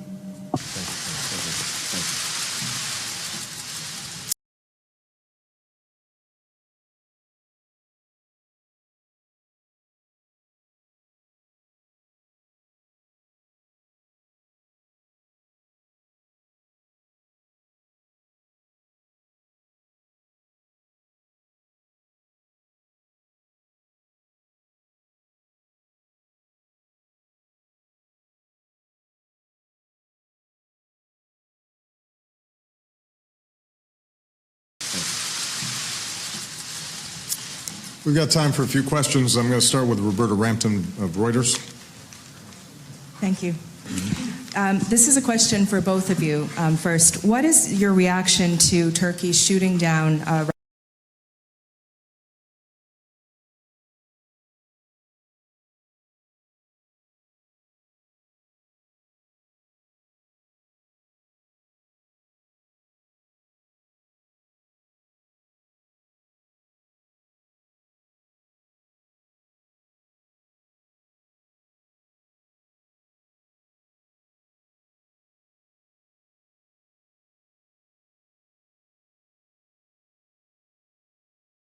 reaction to Turkey shooting down a Russian plane today?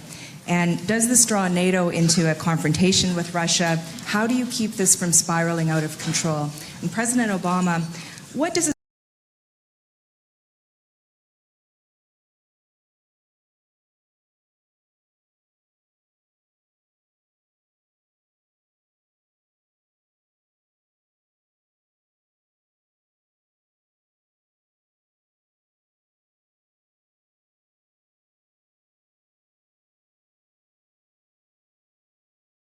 control? And President Obama, what does this incident mean for future prospects of military coordination, more military coordination with Russia?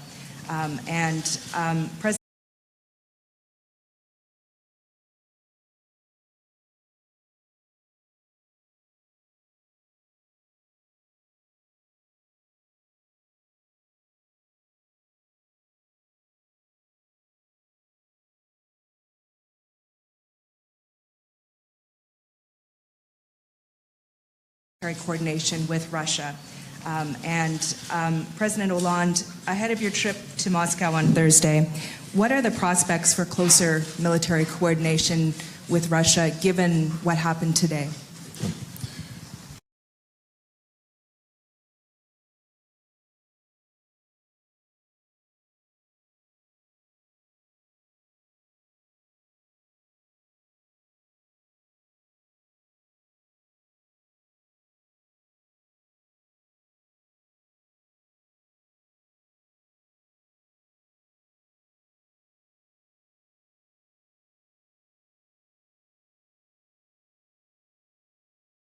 Given what happened today? Well, first of all, we're still getting the details of what happened, and I expect to be in communications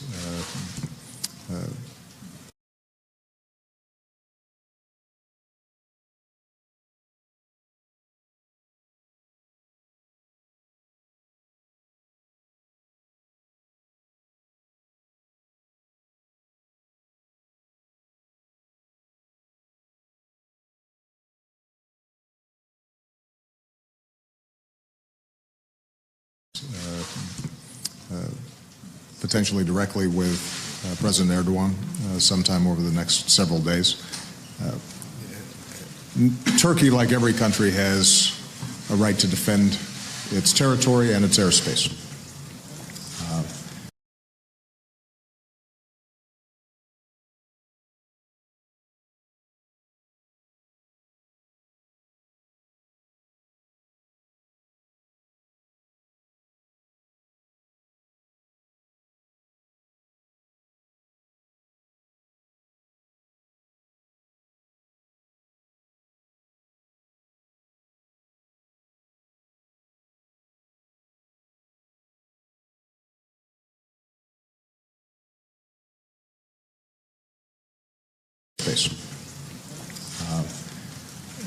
I think it's very important right now for us to make sure that both the Russians and the Turks are talking to each other, find out exactly what happened.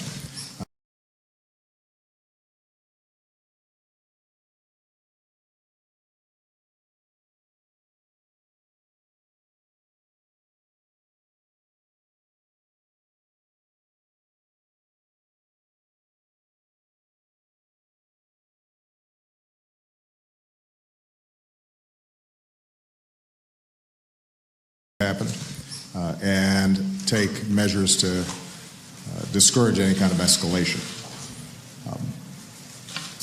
I do think that this points to a ongoing problem with the Russian operations, in the sense that they are operating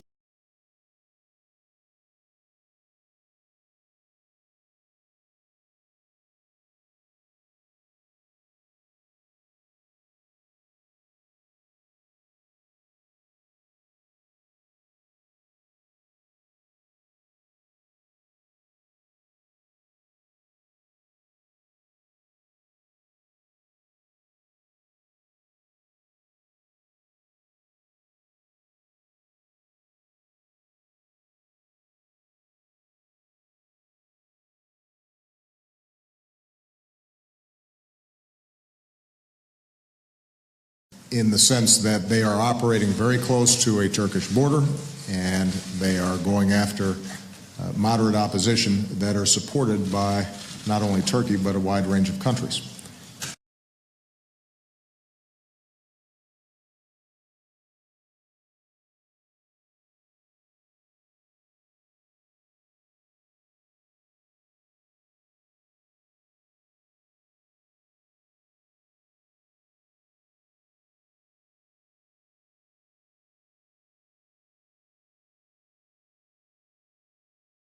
Range of countries. And if Russia is directing its energies towards Daesh and ISIL, some of those conflicts or potentials for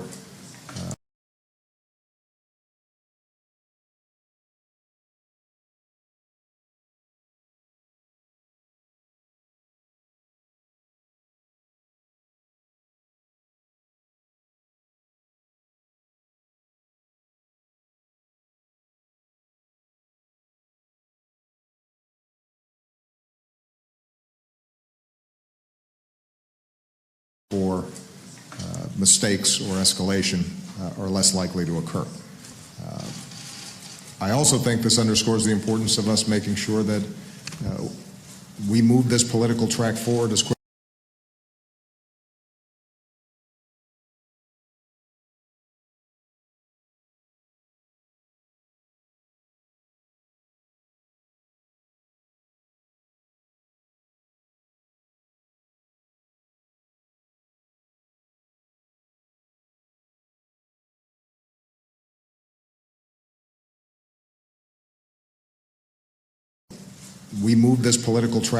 quickly as possible.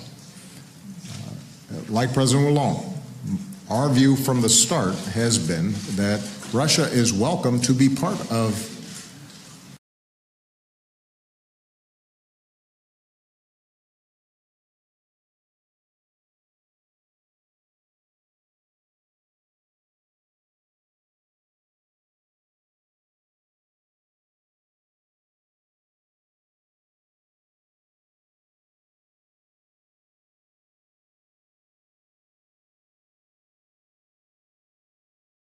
be part of this broad-based coalition that we've set up. There's never been a point in time in which we said that we don't want Russia or other countries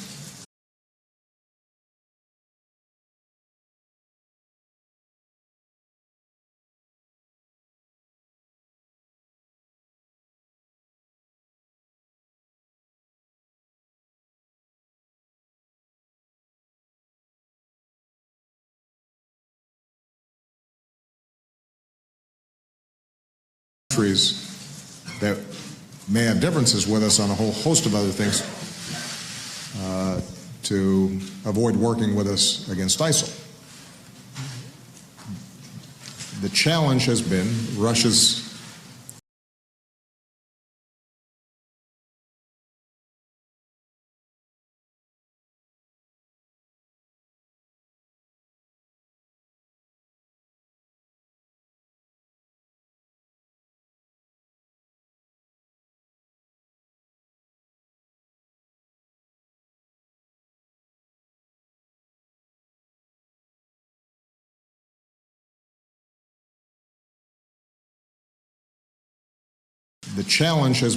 Russia's focus on propping up Assad rather than focusing on ISIL. I had a conversation with President Putin in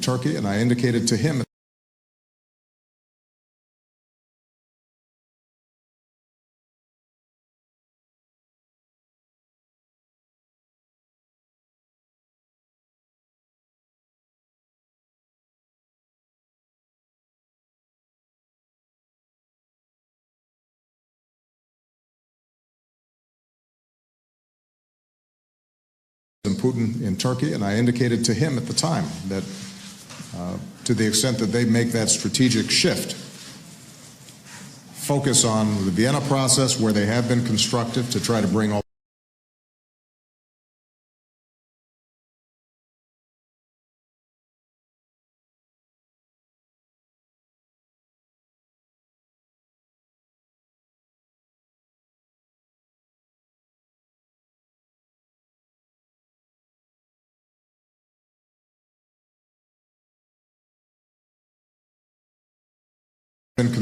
to try to bring all the parties together, try to execute a political transition that all parties would agree to, and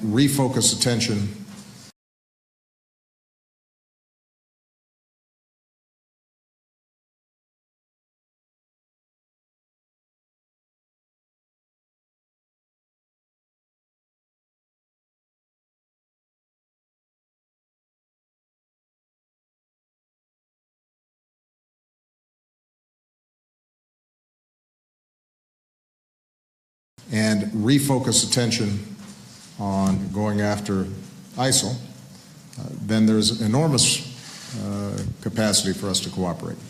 Until that happens, it's very difficult. It's difficult because if their priority is attacking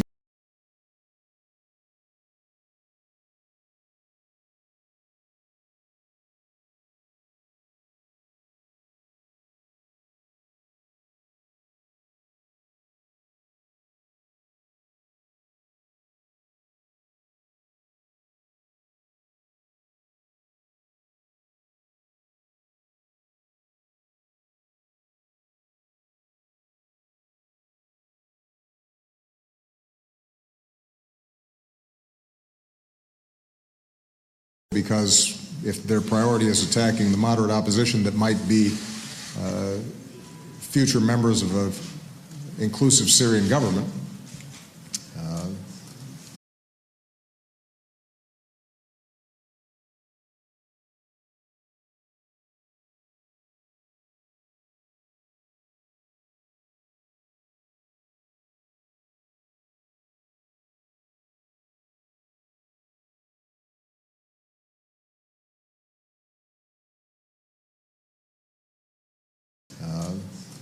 Russia's not going to get the support of us or a range of other members of the coalition. But I do think that there is the possibility of cooperation. The sooner we agree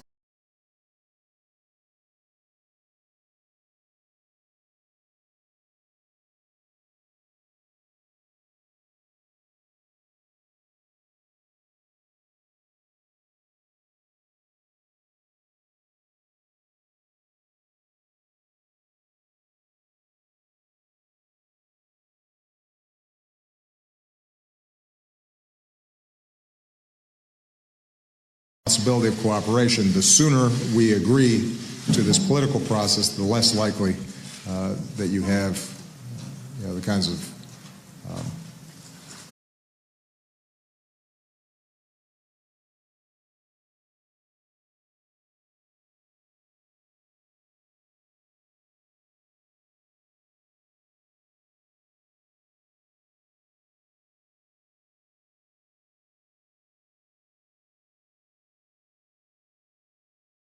events that took place apparently today.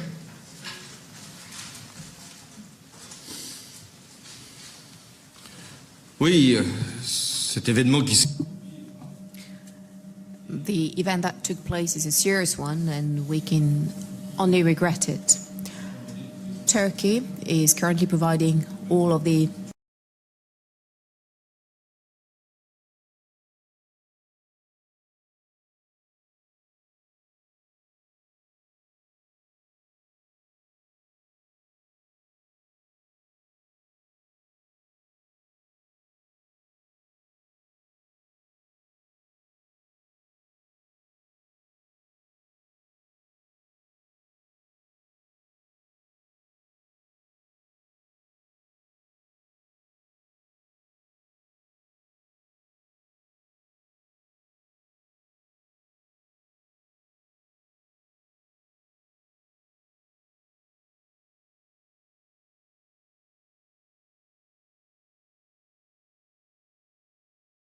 Turkey is currently providing all of the information to NATO so that we can find out what truly happened and whether Turkey's airspace indeed was entered into. But we must prevent any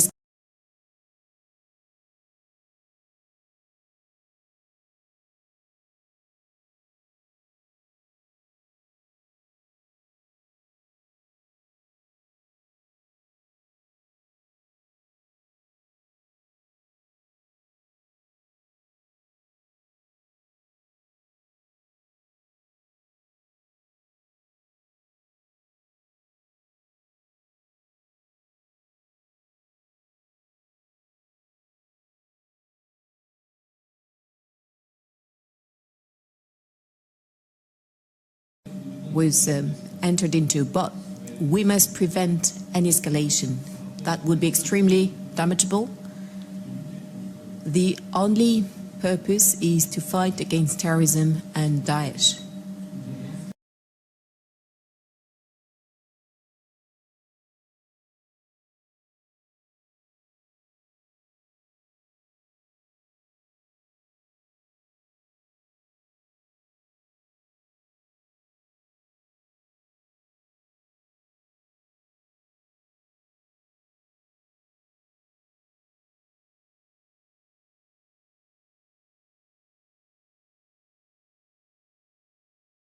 Terrorism and Daesh. This is what we must do, all of us. We, Turkey, Russia, and what just took place, like Barak said, means that we must find a solution to the Syrian crisis, because we can see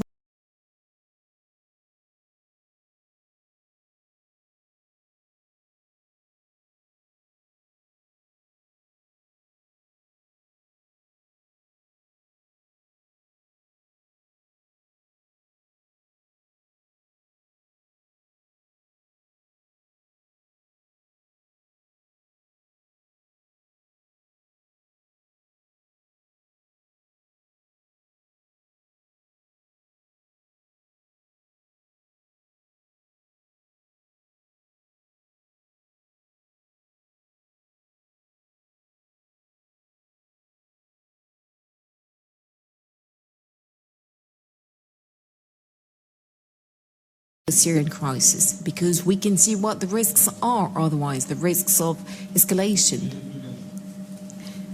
I therefore will be traveling to Russia this week because we have this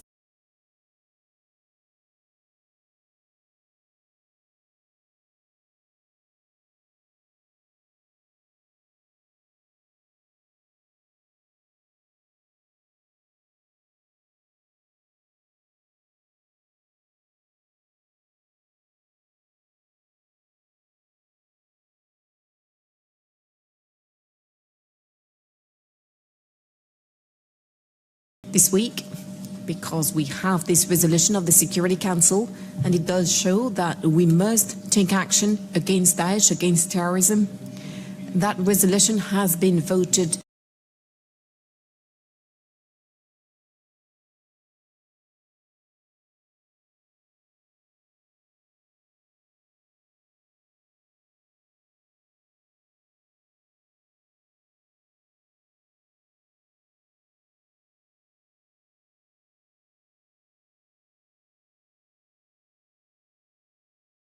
That resolution has been voted unanimously in a way that was the broadest possible coalition. Then I will ask President Putin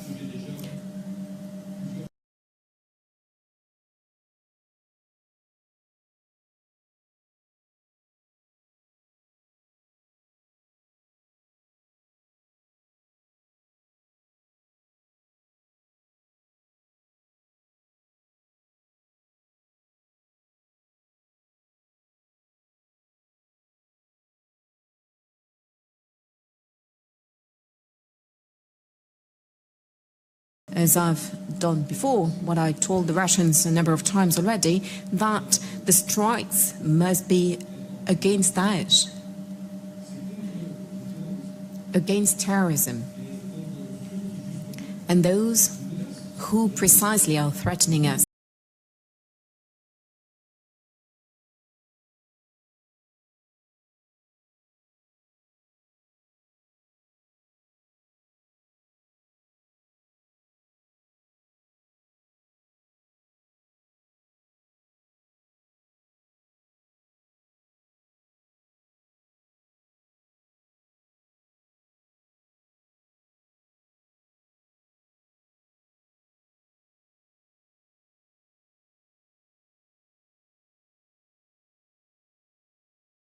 And those who precisely are threatening us, they're threatening the Russians, like ourselves in Europe, like France, that was targeted over the past 2 days. We must therefore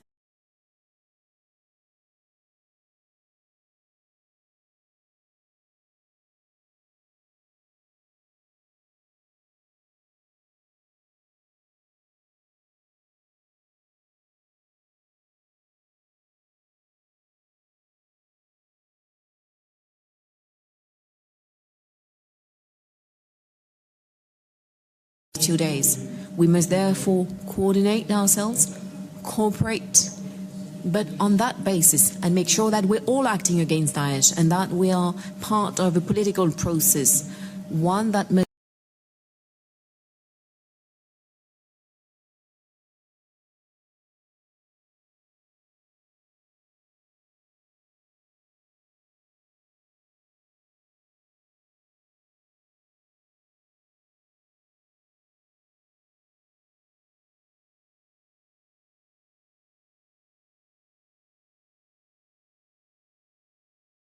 part of a political process, one that must lead to the solution. And we all know what the parameters of the solution are or are not.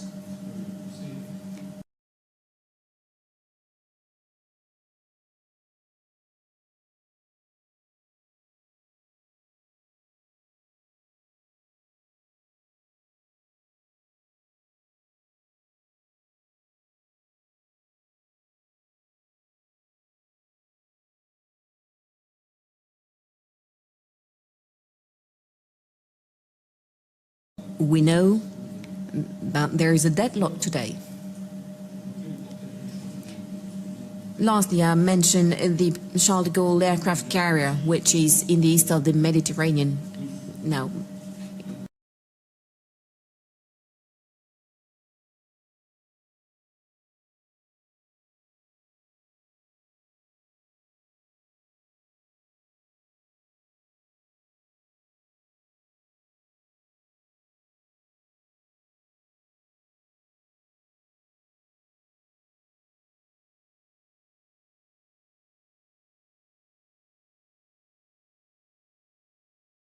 Mediterranean now.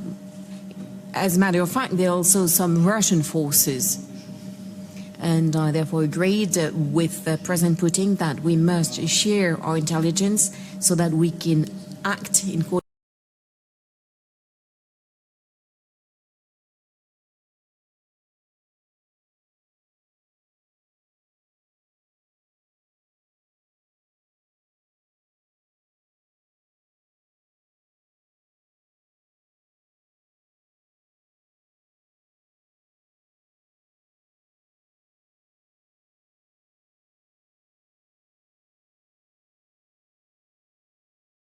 intelligence so that we can act in coordination. We must not contradict ourselves.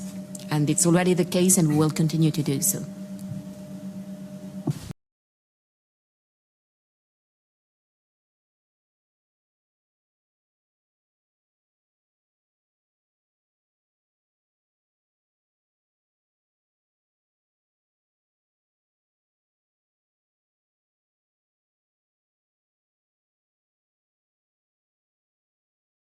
Mr. President, the Americans have some special forces in Syria. Beyond the words and beyond what is happening, are you going to send some special forces as well to Syria? Are you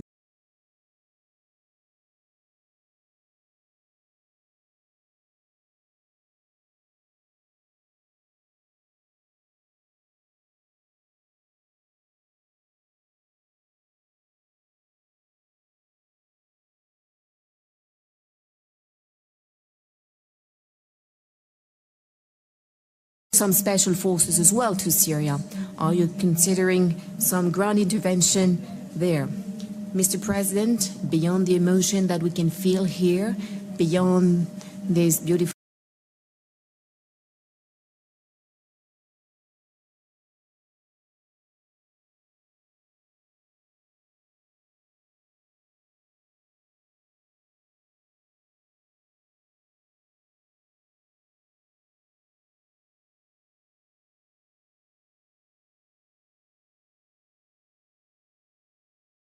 that we can feel here, beyond these beautiful statements.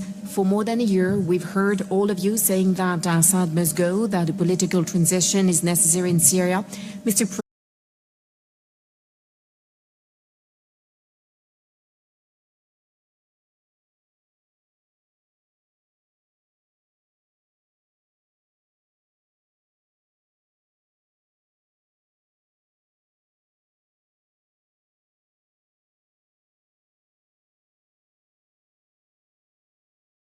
Transition is necessary in Syria. Mr. President, can you today here in front of us tell us a specific date, a deadline for Assad to go?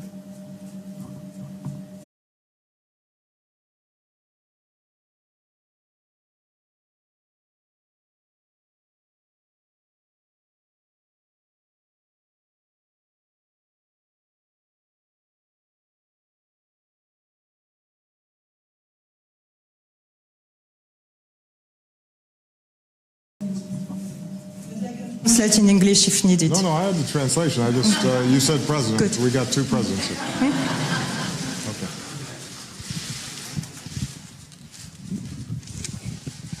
La date. I will not provide you with a date because it must be as soon as possible. That is one of the requirements for a solution to be found.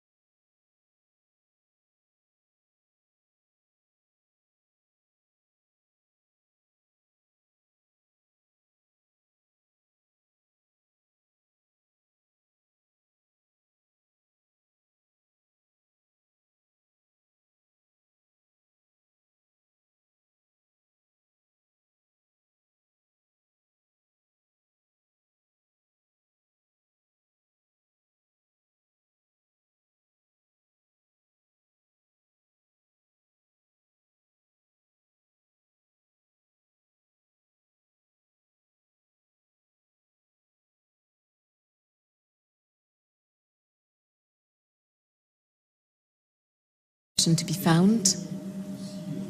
But at the same time, allow me to underline something. There is a new mindset now. The crisis in Syria has been ongoing for 4 years. 4 years.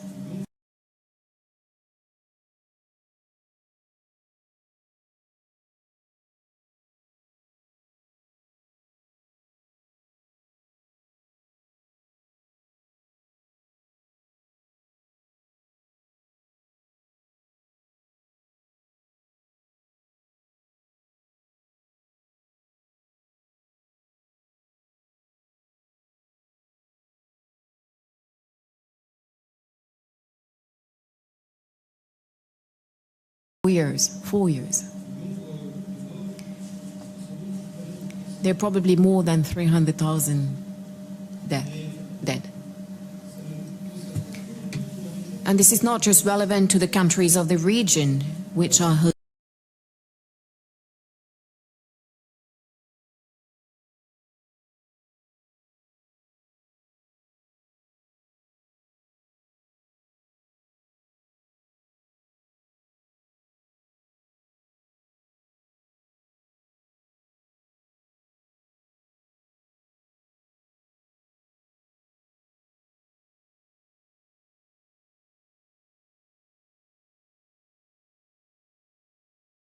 countries of the region which are hosting the refugees. It is relevant to Europe and the entire world now with that issue of refugees. And those who believe that we could wait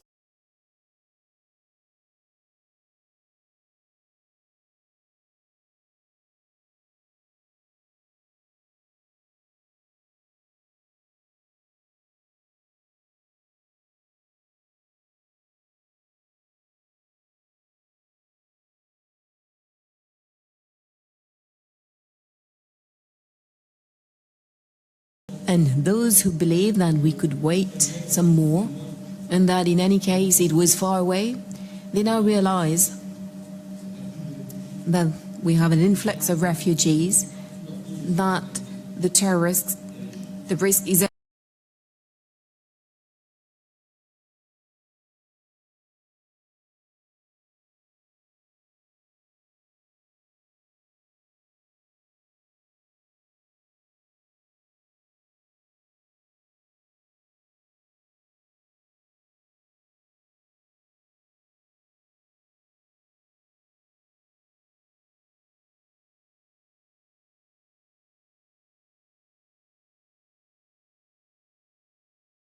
that the terrorists, the risk is everywhere due to Daesh.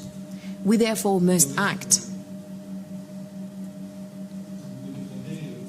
You also asked me what we were going to do. What more? We will intensify the strikes. We will intensify the strikes. We will have some more specific target to make sure that Daesh resources, their means, are cut off, including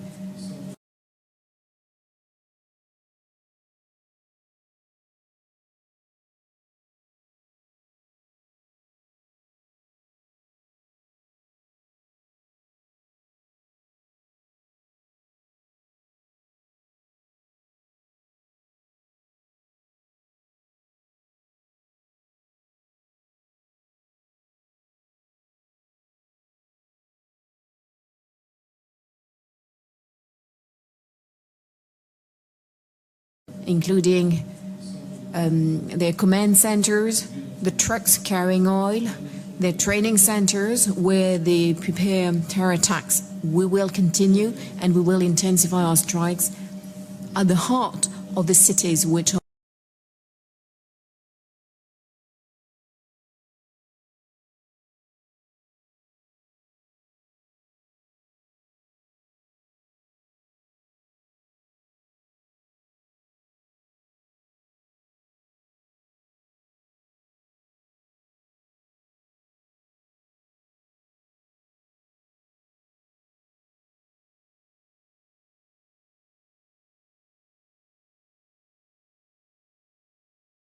strikes at the heart of the cities which are currently in the hands of Daesh. France will not intervene militarily on the ground. It is for the local sources and forces to do so.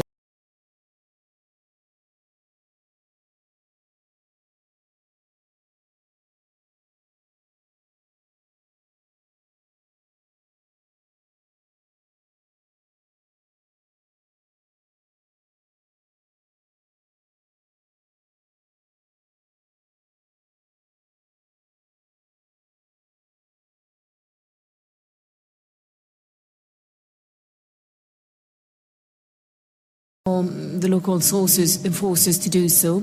We've been supporting them for a number of months. We will continue to do so, and they will do the job on the ground after us.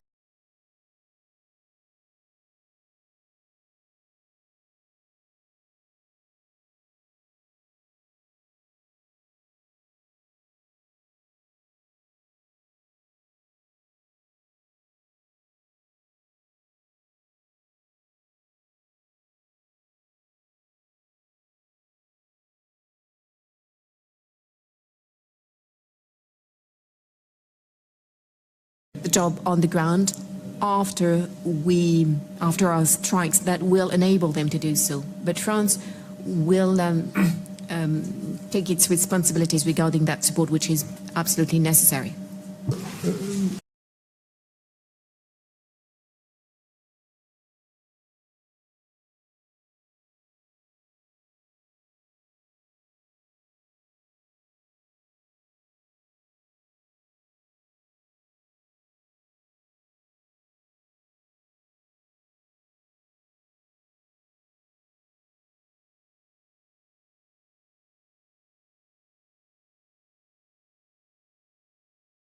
Which is absolutely necessary. Let me just make a couple of broader comments about the operations against ISIL. As was already indicated, we've taken thousands of strikes, taken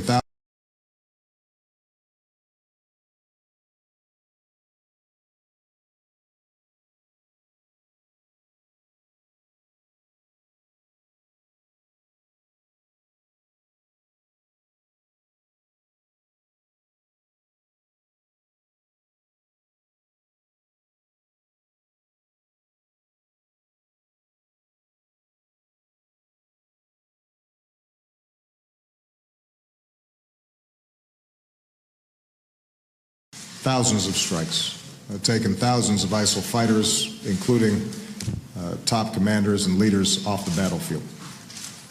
We have squeezed their supply lines. We have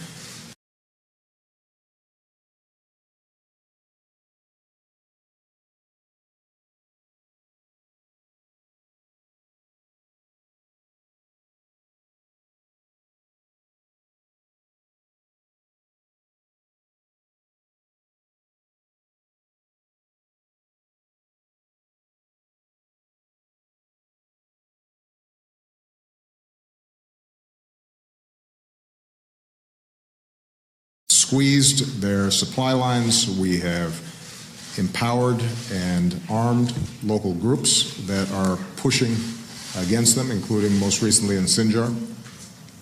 We're providing training and assistance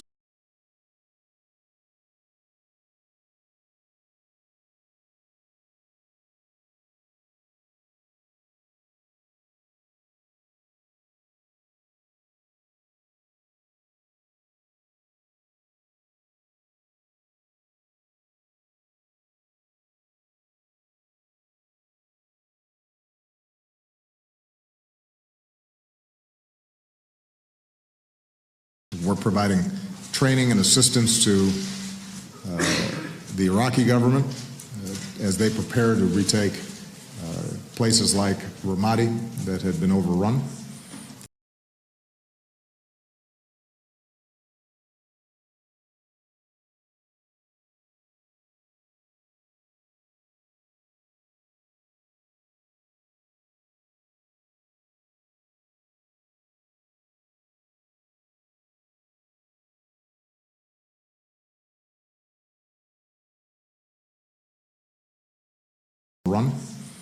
We've seen some success, but the question now is how can we accelerate it? And in fact, even before the tragedy in Paris, I had gathered together my national security forces.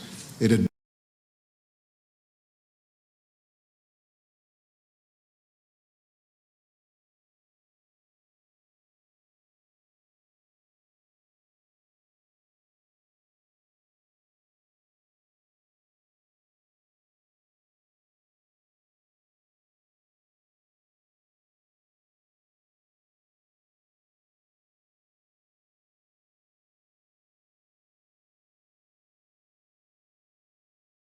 together my national security forces.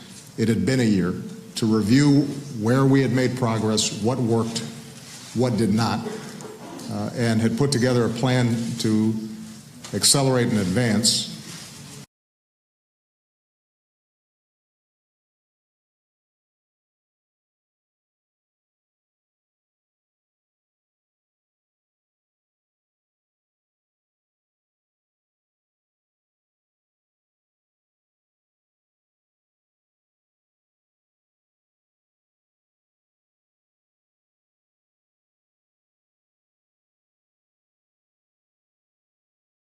and advance the pressure that we can place on ISIL.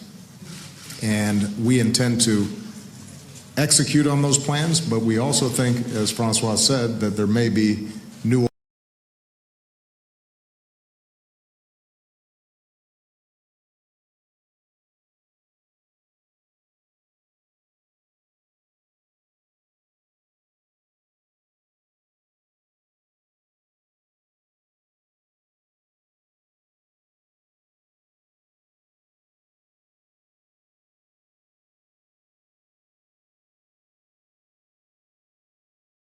as Francois said, that there may be new openness on the part of other coalition members to help resource and provide additional assistance both to the coalition as a whole and to local forces.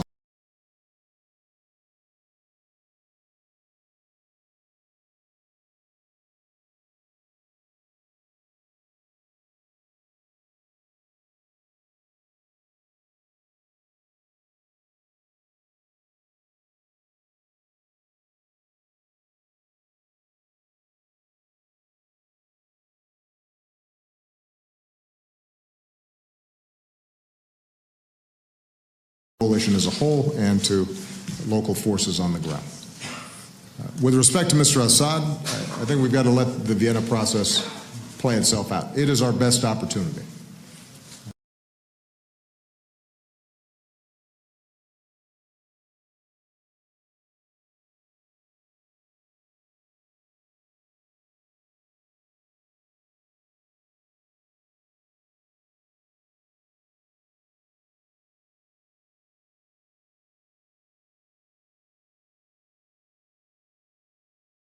Itself out. It is our best opportunity. And so, you know, the notion that there would be an immediate date in advance of us getting a broad agreement on that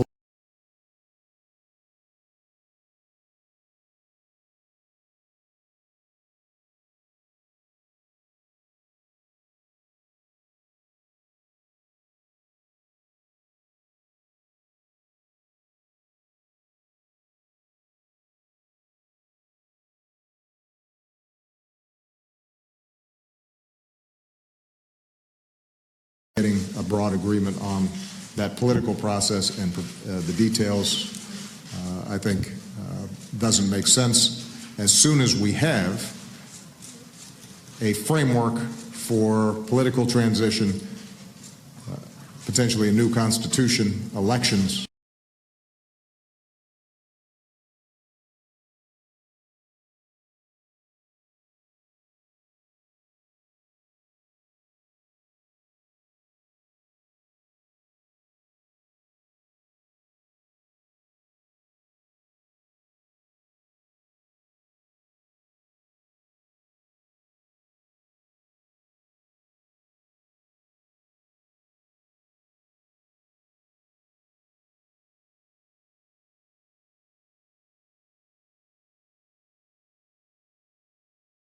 Potentially a new constitution, elections. I think it's in that context that we can start looking at Mr. Assad choosing not to run and potentially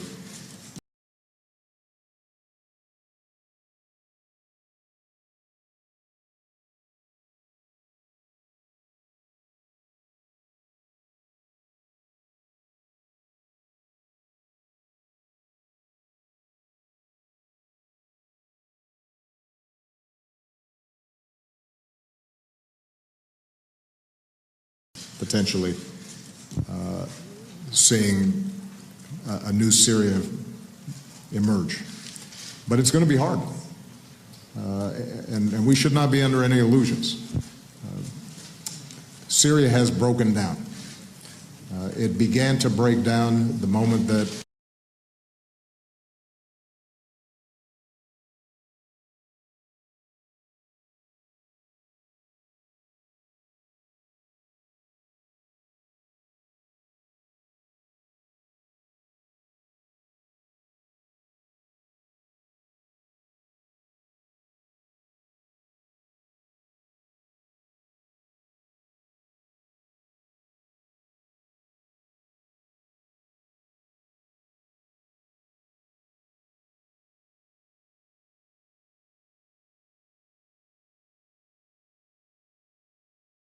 it began to break down the moment that Mr. Assad started killing indiscriminately his own people. ISIL was able to move into Raqqa in part because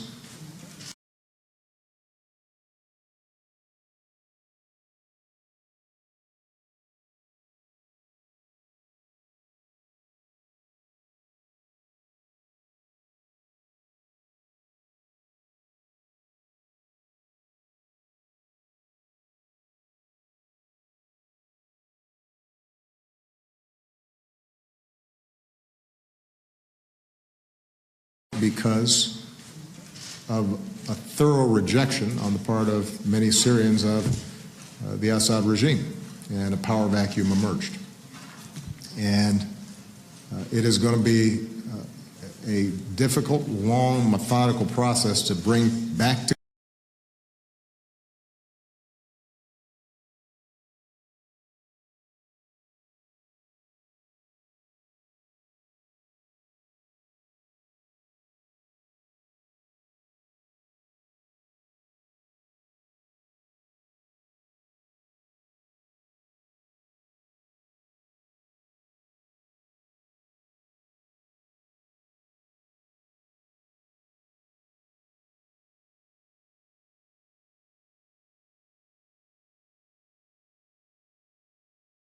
methodical process to bring back together various factions within Syria to maintain a Syrian state and institutions and to create the kind of stability that allows people to start coming back in. And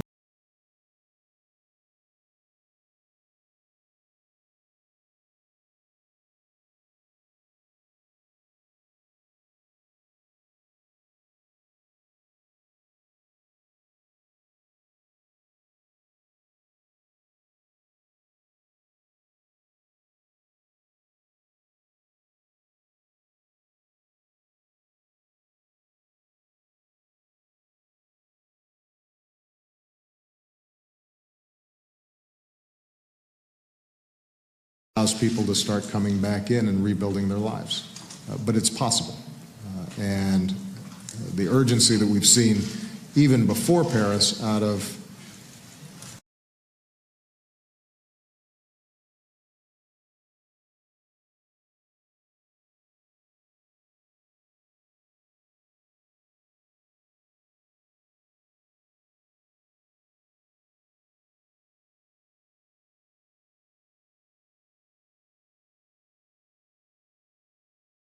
Terrorists out of countries like Russia indicate that they recognize they can't be there too long and ultimately win a military battle successfully.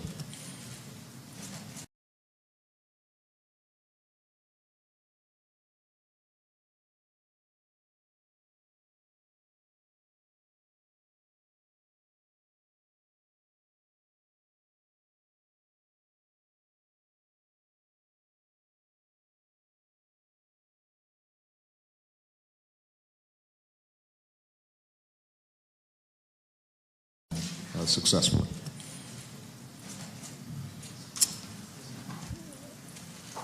Olivier Knox, Yahoo News. Thank you, Mr. President. Monsieur le Président, bonjour et merci. Mr. President, could you tell us whether the Russian plane did in fact breach Turkish airspace? And given the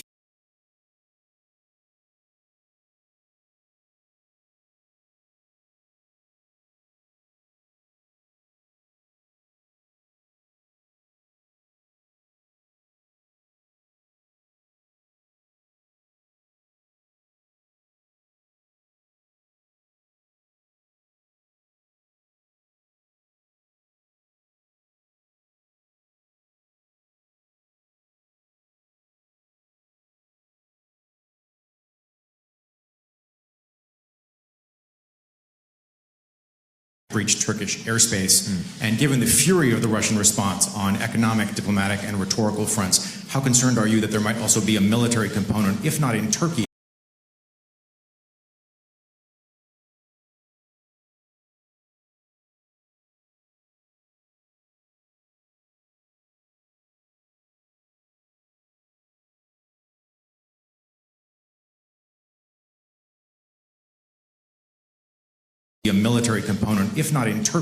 then perhaps with expanded action against coalition interests inside Syria? Et à vous, Monsieur le Président, les mesures que vous avez... And Mr. President, regarding the measures you've announced today when it comes to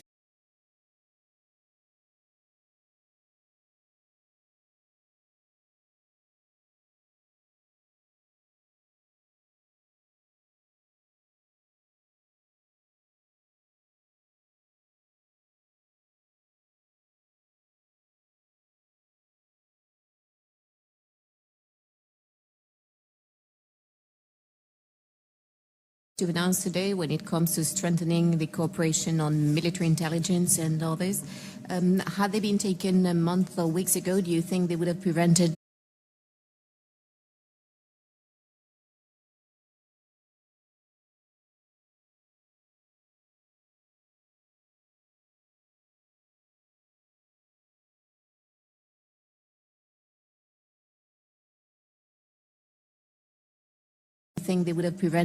terror attacks that took place in Paris, or will enable us to prevent some further terror attacks? We don't have all the information yet, so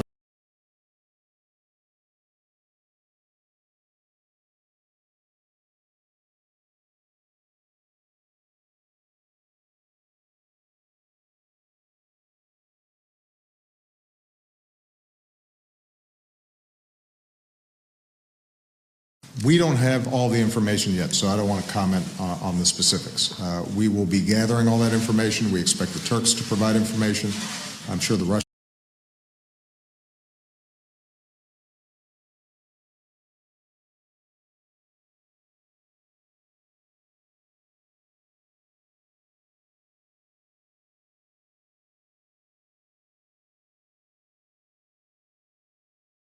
information. I'm sure the Russians will have some information, and we'll be able to confirm what happened in part through our own intelligence and our own tracking of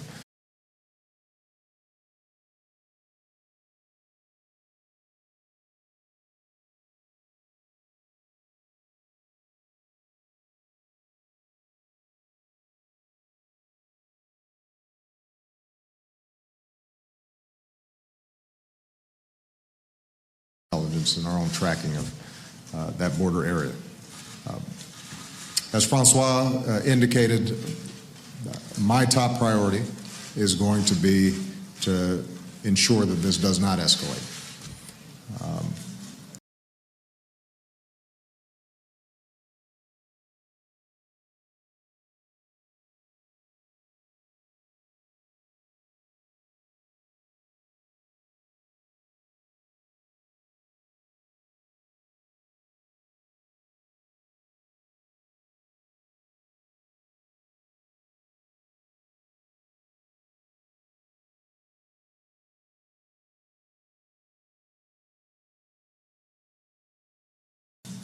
And hopefully this is a moment in which all parties can step back and make a determination as to how their interests are best served. The Russians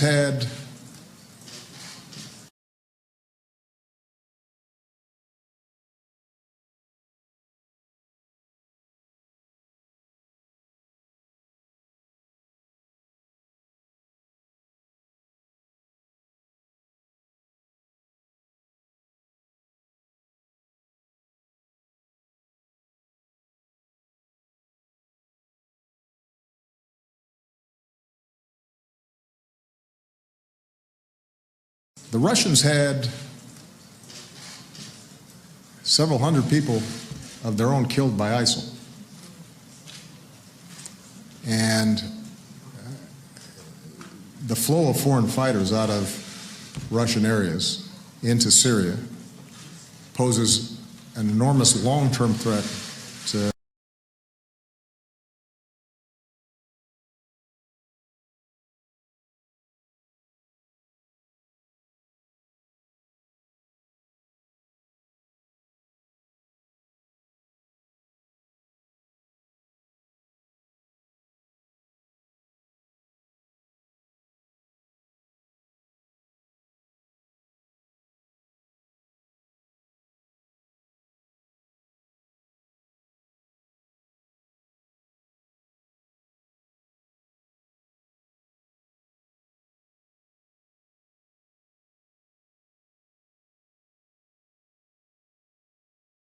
poses an enormous long-term threat to Russian territory.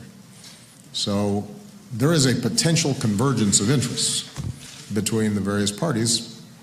It requires us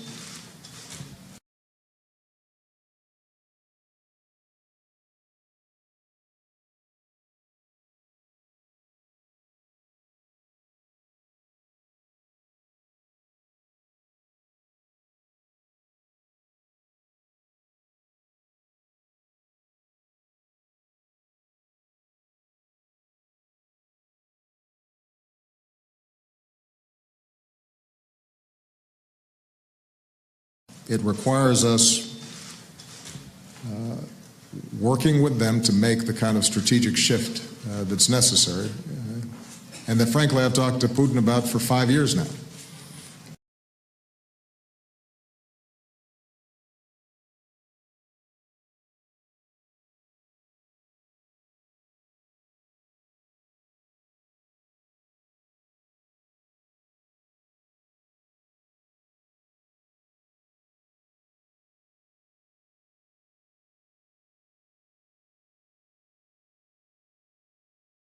For 5 years now.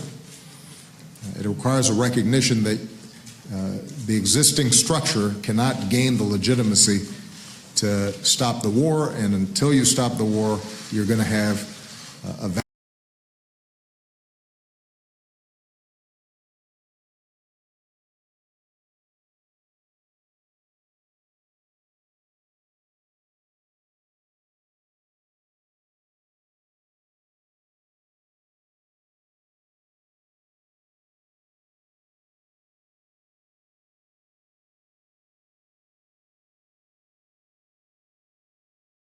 the war, you're going to have a vacuum in which these kinds of terrorist organizations can operate more effectively.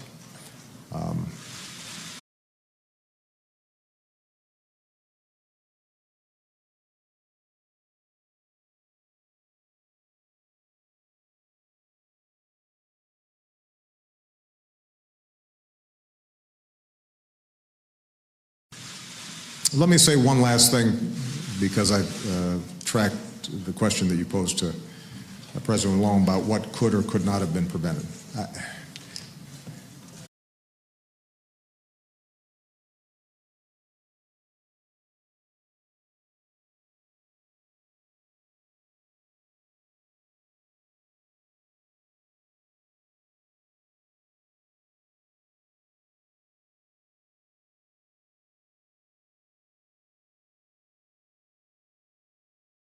Not have been prevented. All of our intelligence personnel here in the United States, across the Atlantic work tirelessly, as I said earlier, to disrupt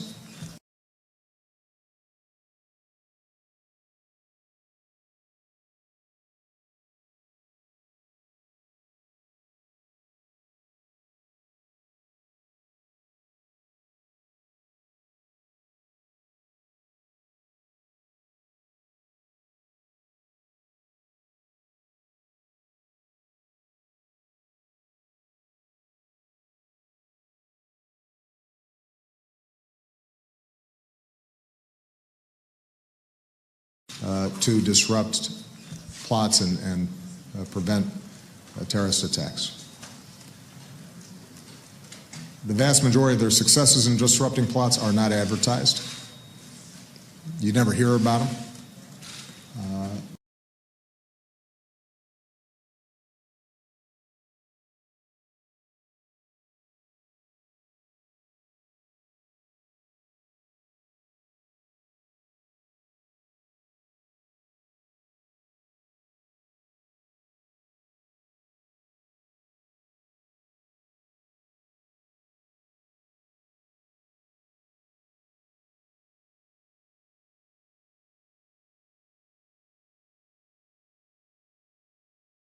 You never hear about them. But were it not for the dedication of those intelligence and law enforcement and military professionals, this would be a much more dangerous.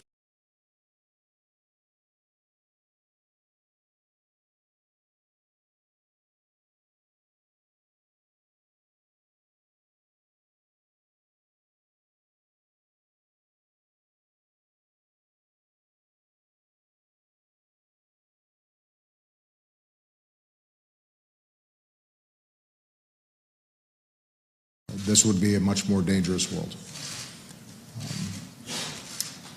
So you have to be careful about speculating about what if and coulda and woulda in a situation like this.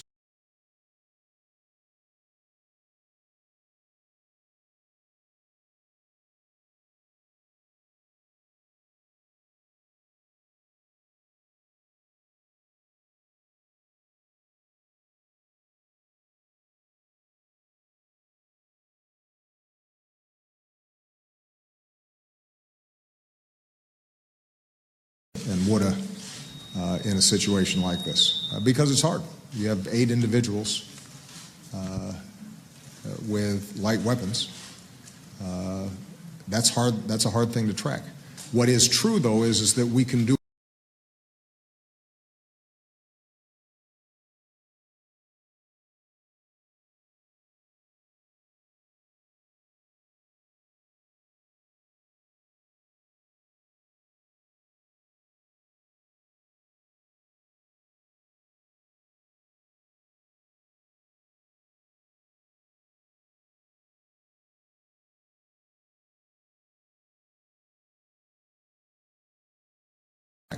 What is true, though, is that we can do a better job, I think, coordinating between countries. And I've been talking to our European partners for quite some time now.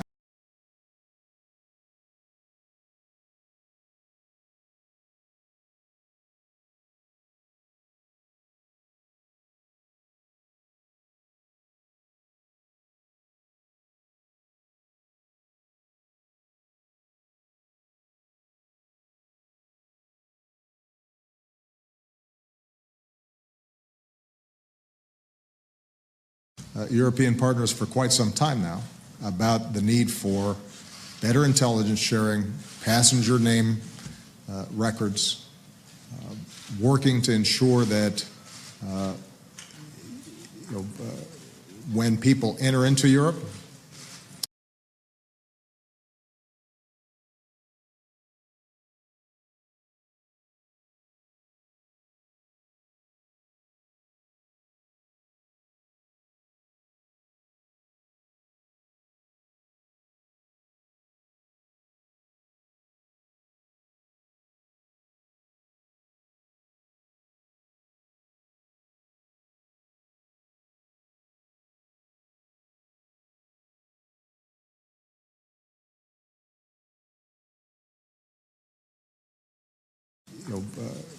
when people enter into Europe, particularly now, that the information across various borders is shared on a timely basis, and you have biometric information and other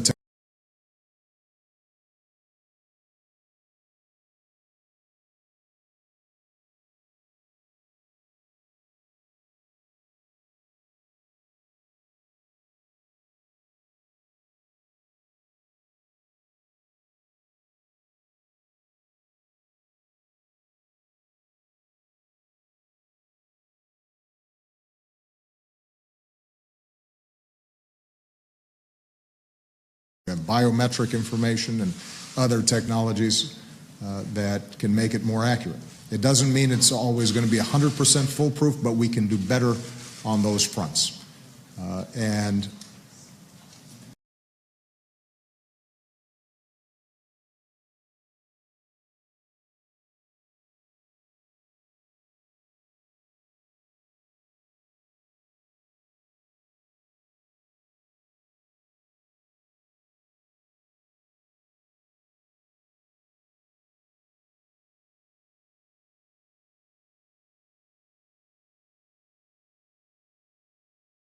better on those fronts.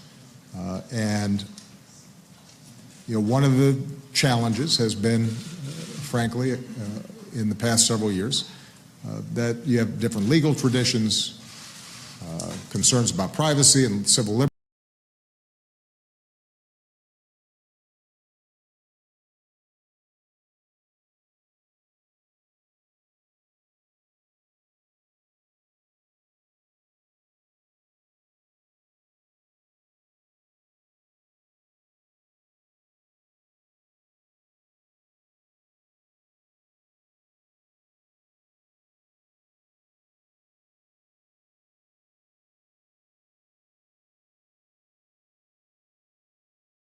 Concerns about privacy and civil liberties, all of which are entirely legitimate. I don't think those can be ignored now, because that's part of the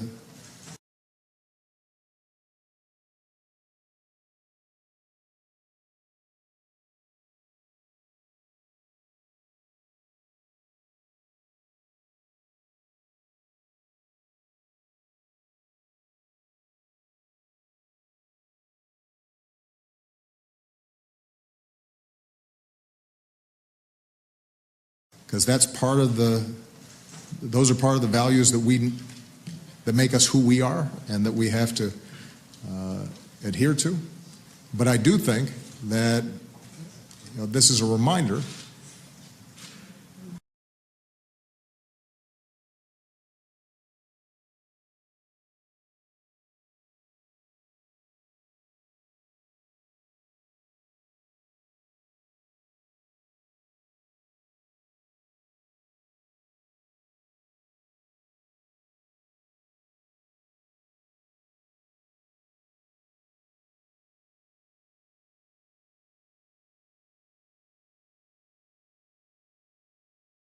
this is a reminder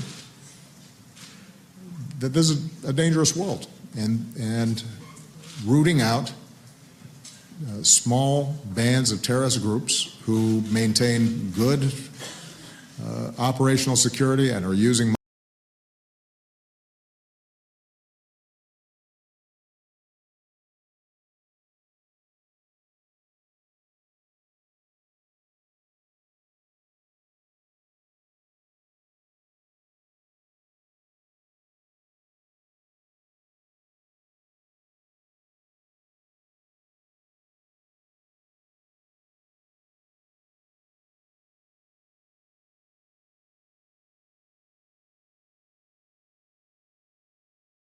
operational security and are using modern technologies in ways that are hard to track. That's a tough job, and we're all going to have to pool our resources much more effectively together.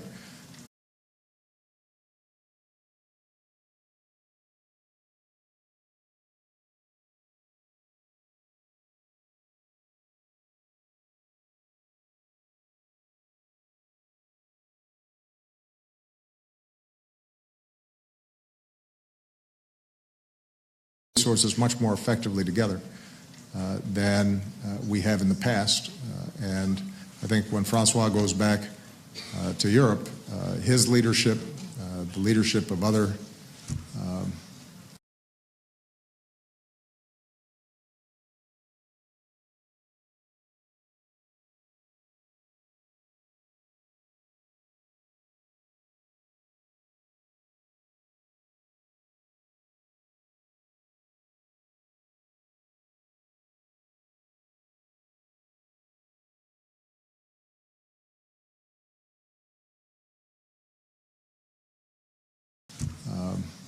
presidents and prime ministers around this issue is going to be as important as anything that we do.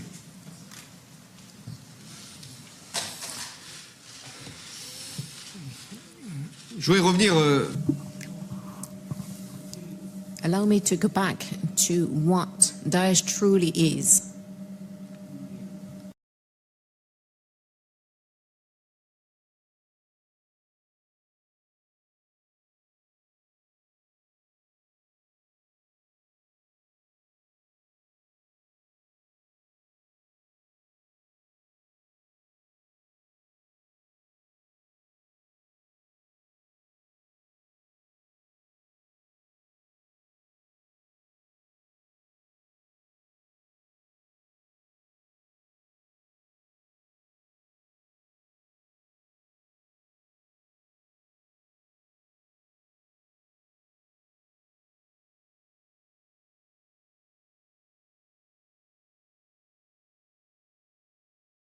Truly is.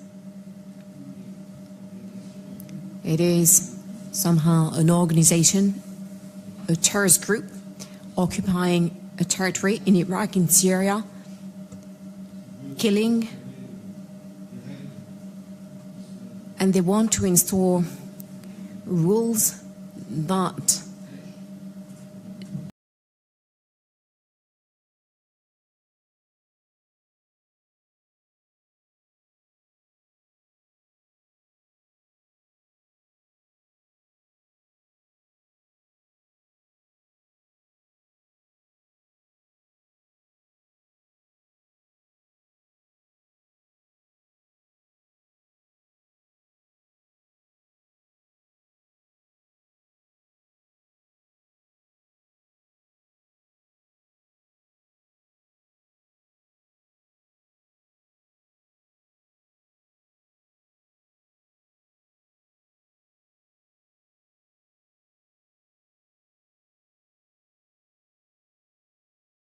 rules that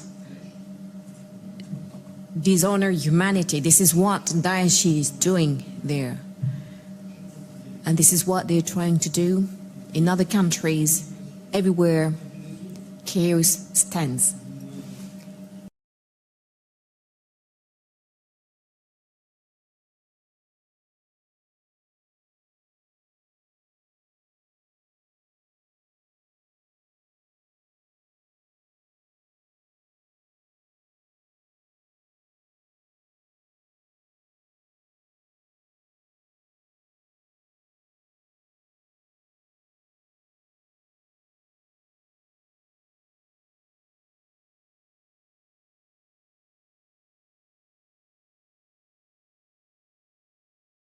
Chaos stands. And then we have to deal with the number of networks, more or less organized in a number of countries, that are being used to lead terror attacks, like was the case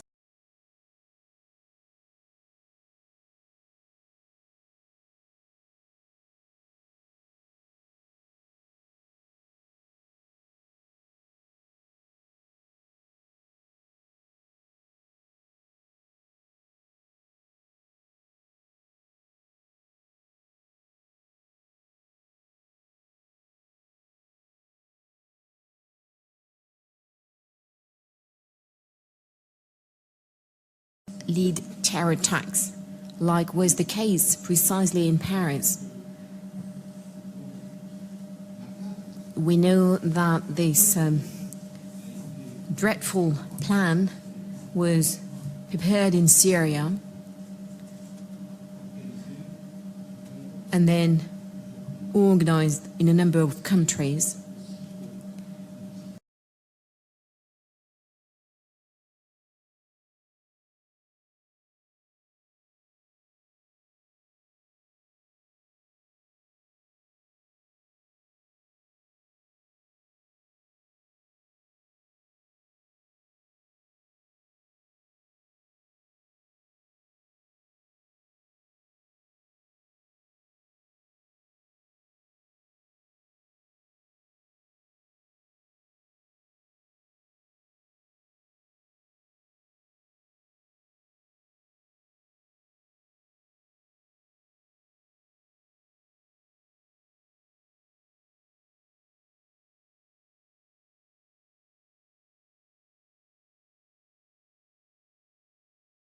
Organized in a number of countries.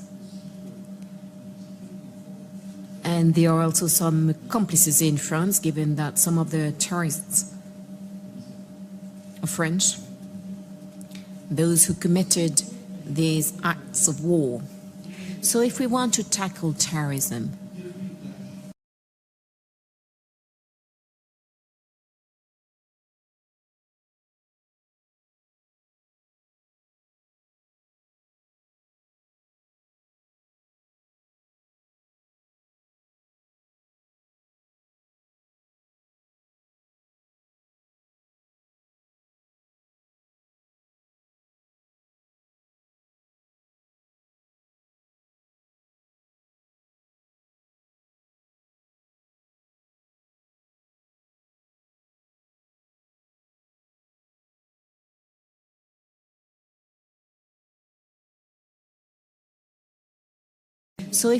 tackle terrorism, we must act not only to destroy Daesh where they are, in Syria, in Iraq, but we must also dismantle and destroy these networks.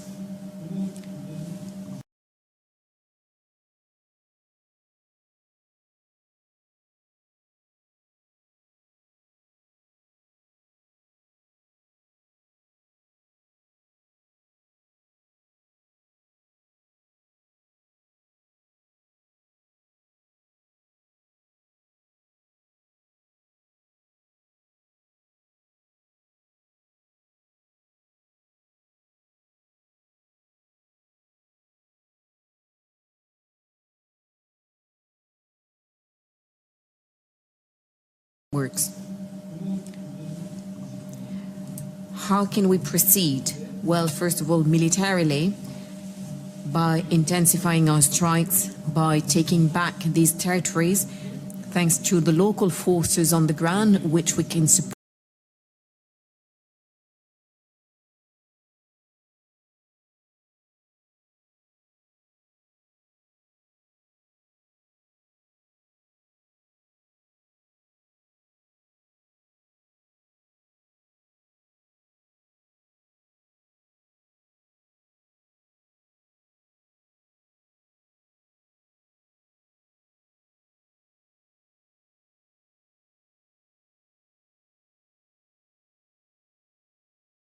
Forces on the ground, which we can support by finding a political solution in Syria, by making sure that the territorial integrity of Iraq is restored. This is what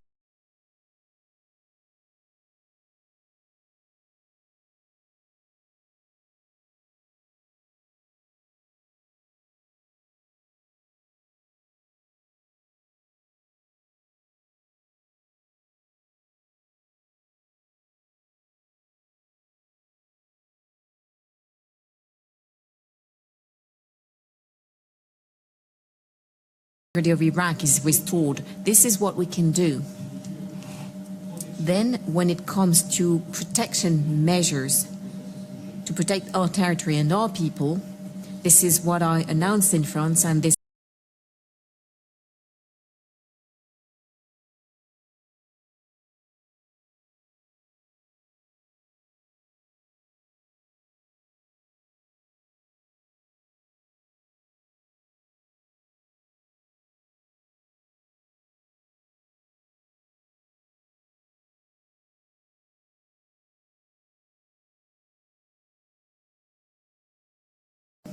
This is what I announced in France, and this is what we have to do to eradicate these networks and all of these accomplices and those who are present. Some of them just arrived.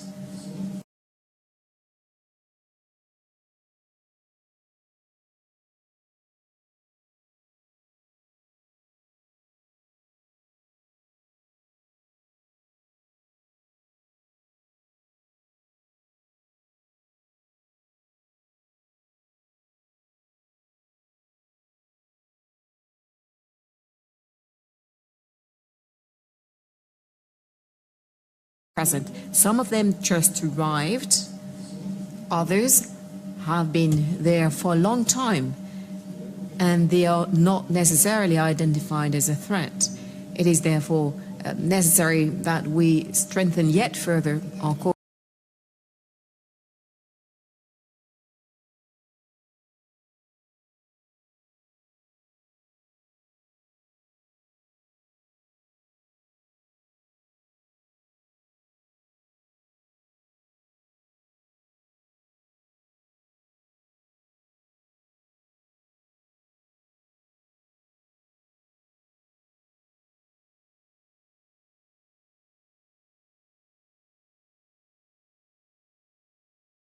that we strengthen yet further our cooperation in terms of intelligence. The Paris attacks generated a lot of emotion, but that's not enough. Compassion, solidarity,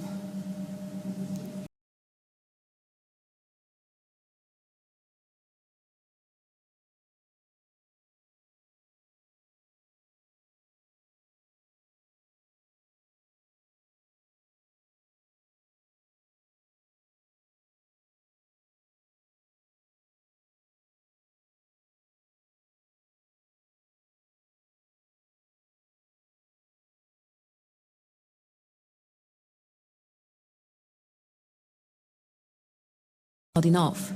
Compassion, solidarity, and I take note of it, but we must act. And for a number of days now, I've been trying to convincing all the countries that can act to do so.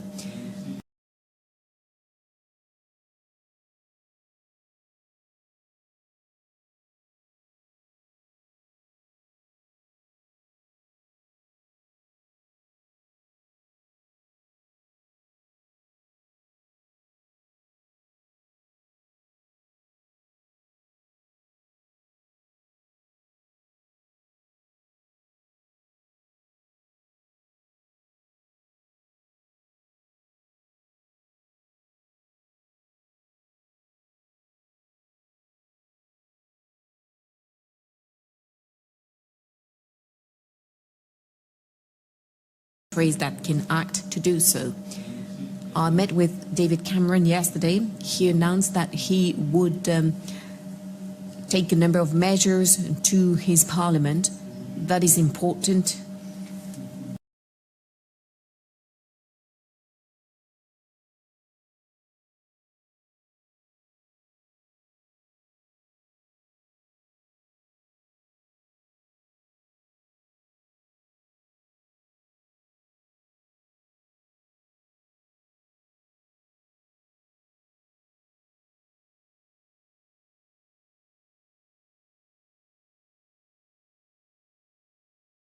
Parliament, that is important. Today I'm here with Barak so that we can act with greater intensity and coherence as well. Tomorrow I will be hosting German Chancellor Angela Merkel so that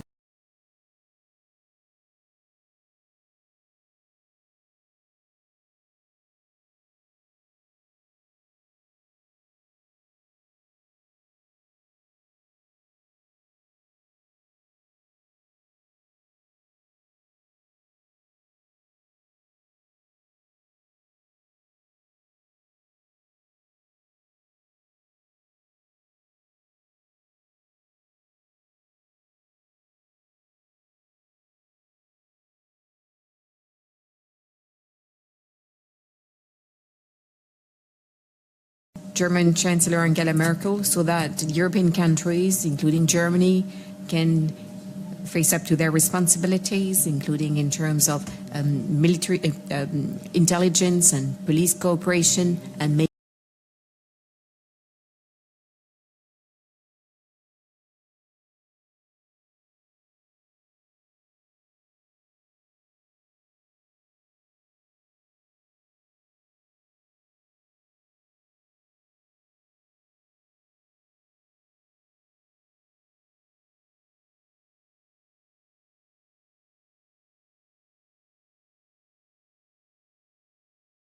intelligence and police cooperation, and maybe more.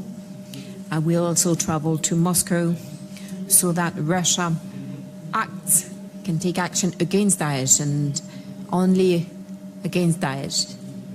And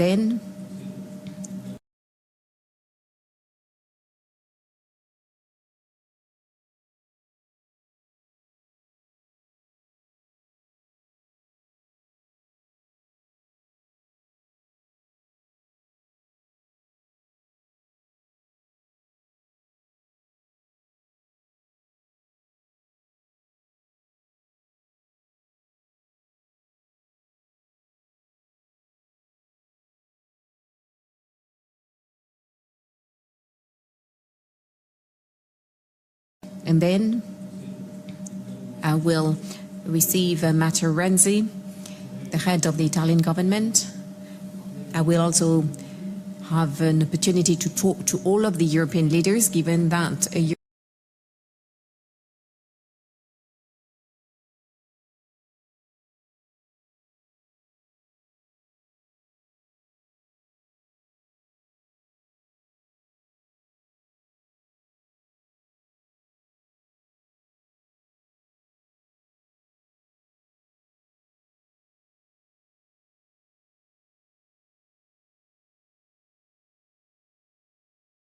European leaders, given that a European Council together with Turkey will be held on Sunday. So it is all of that that must get together.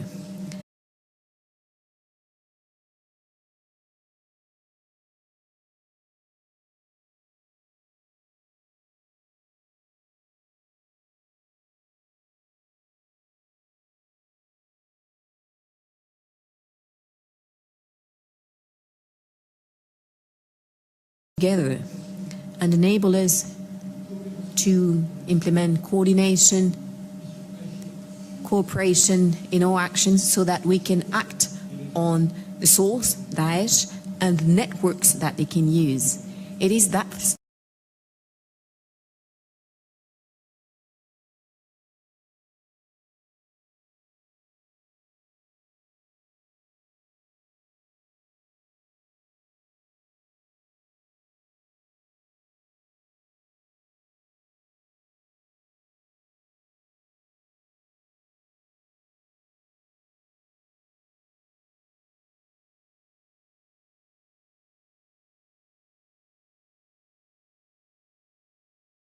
works that they can use.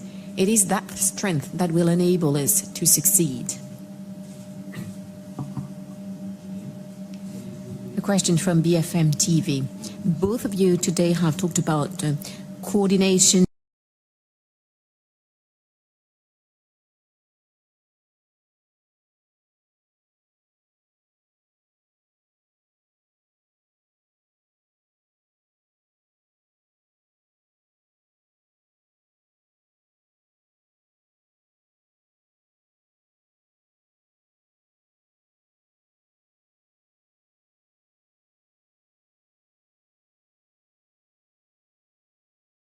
Have talked about coordination, cooperation against Daesh. Does it mean that the single coalition, which you mentioned last week, President Hollande, is gone, that it is inconceivable to have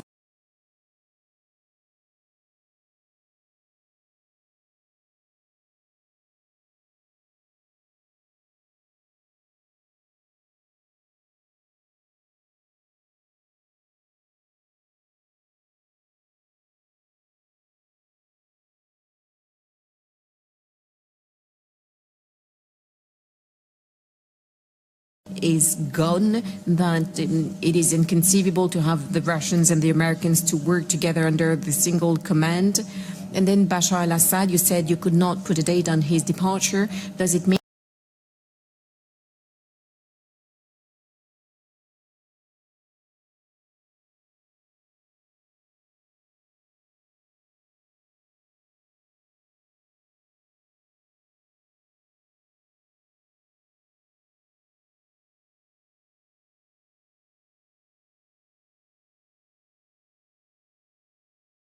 not put a date on his departure? Does it mean that his departure is not a preamble, a prerequisite for the future of Syria? Sur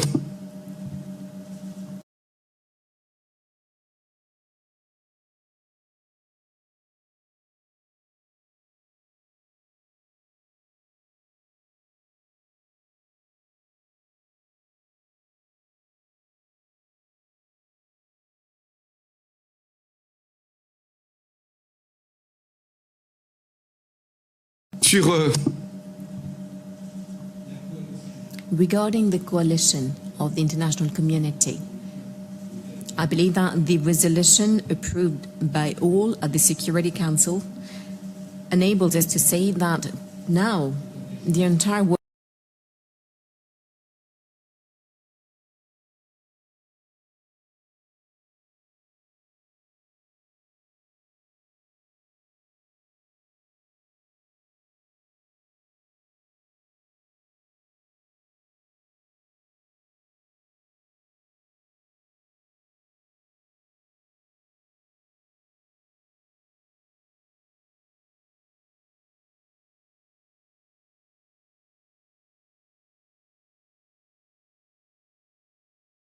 enables us to say that now the entire world is committed to fighting against Daesh.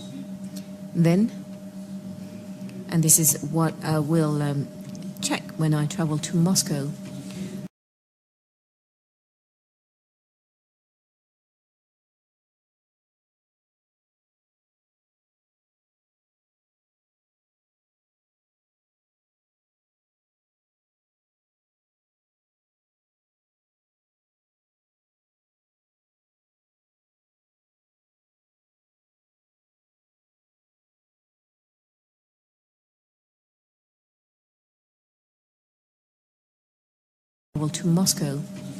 we need one single goal, that is to tackle terrorism and fight against Daesh militarily, and I believe that we can have some further cooperation and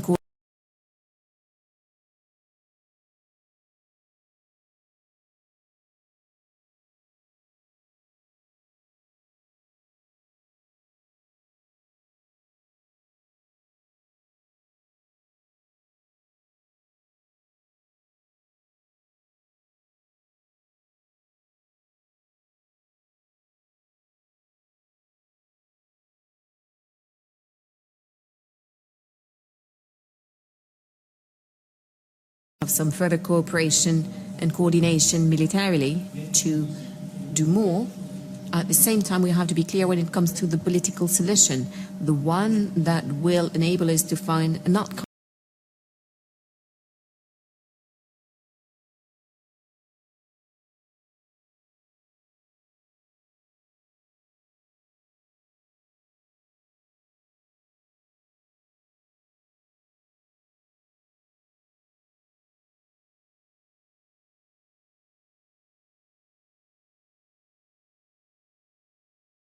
That will enable us to find an outcome for Syria.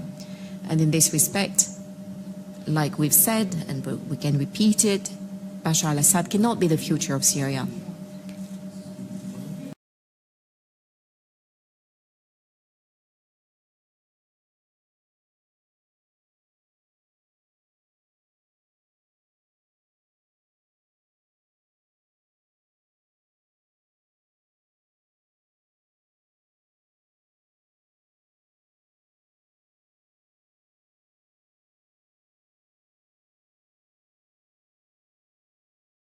In Vienna, we're already working with all of the countries, even though they do not have the same stance. So Turkey, Iran, Gulf countries, the United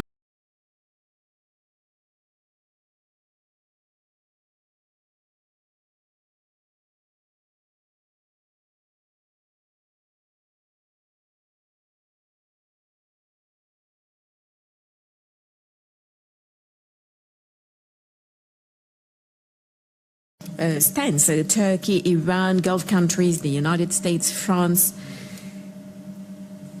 and of course all of those who are meant to find a solution. But we must work on that transition.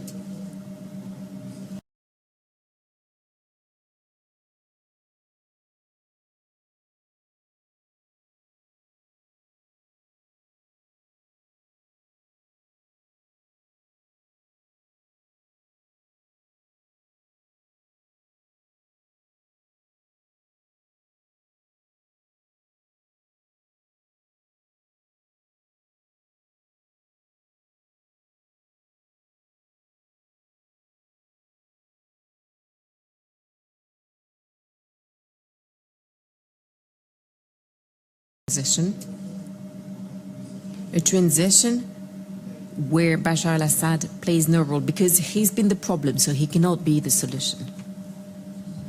Quickly.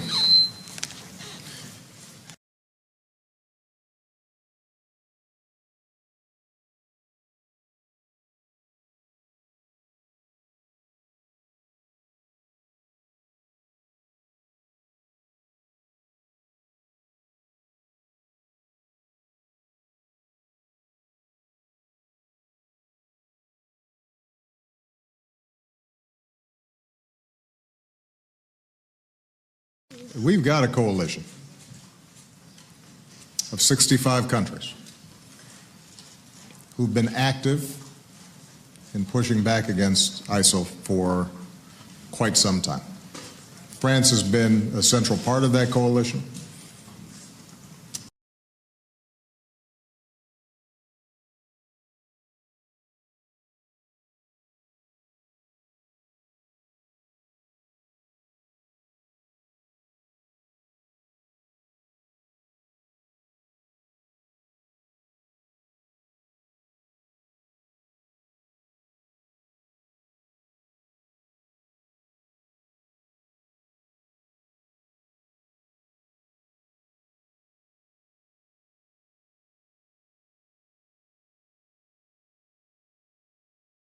Coalition, as have European countries, Arab countries, countries as far-flung as Australia, and countries in Southeast Asia are part of that coalition.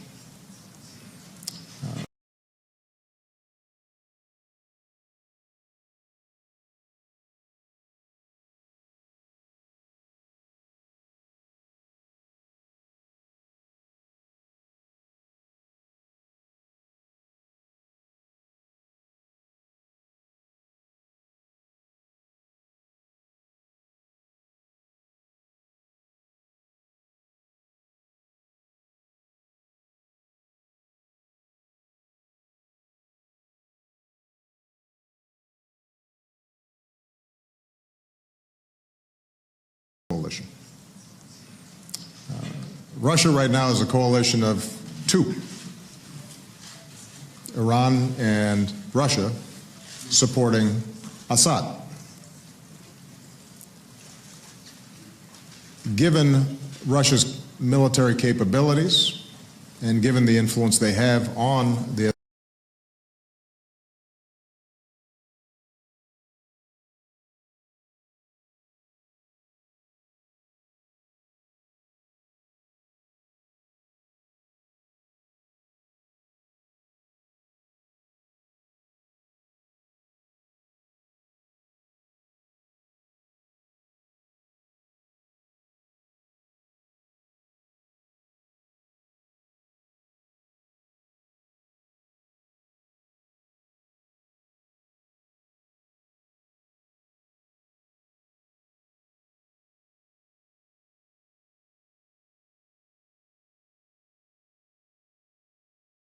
and given the influence they have on the Assad regime.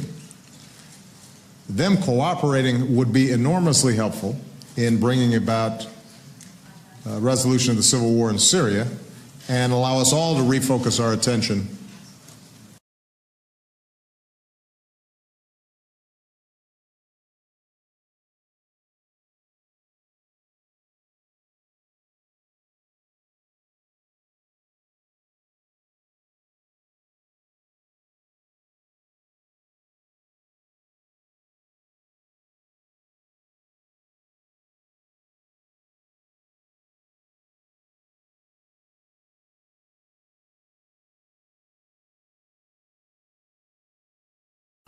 refocus our attention on ISIL. But I think it's important to remember that you've got a global coalition organized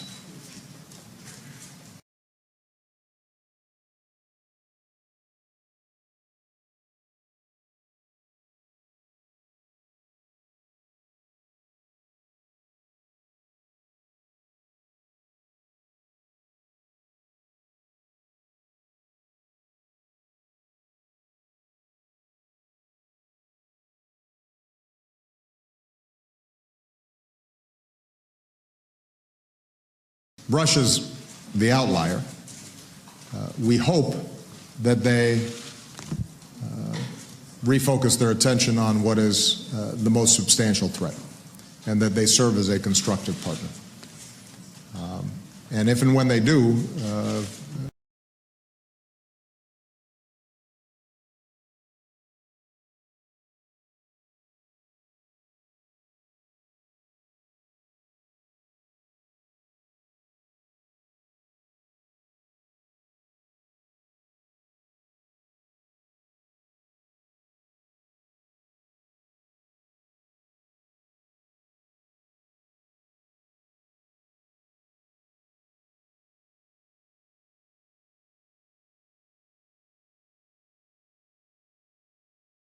And if and when they do, it will make it easier for us to go after ISIL and Daesh. Although I think it's also important to recognize that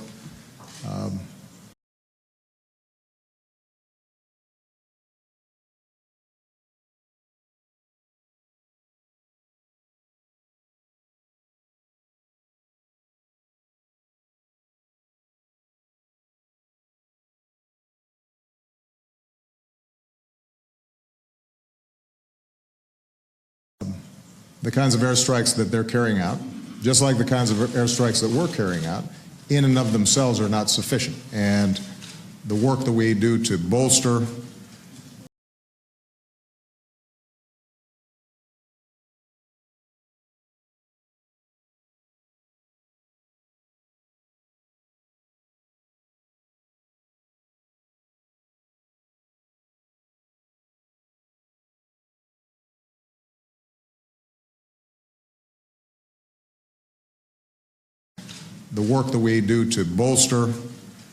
local fighting forces, the cutting off of supply lines, financing, oil, reducing the flow of foreign fighters, the intelligence work that needs to be done.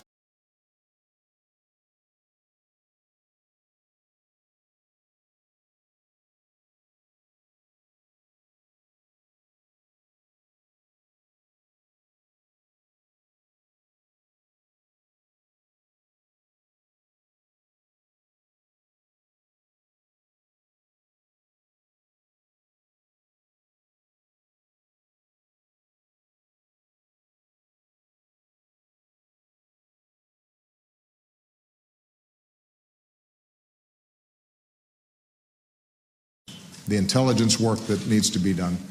All that is something that we are doing now and that they can supplement.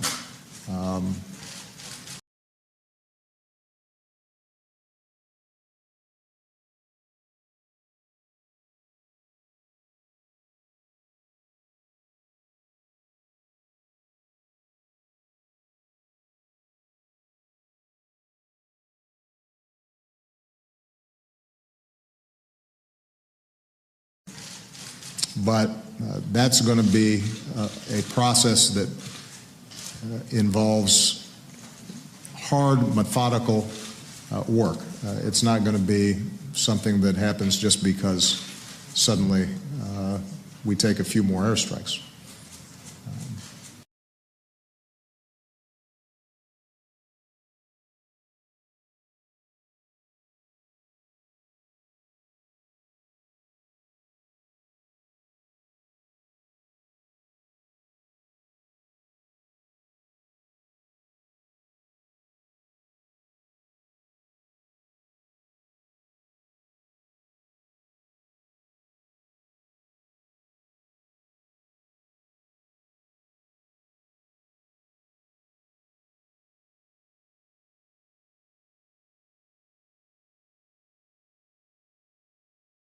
Suddenly we take a few more airstrikes.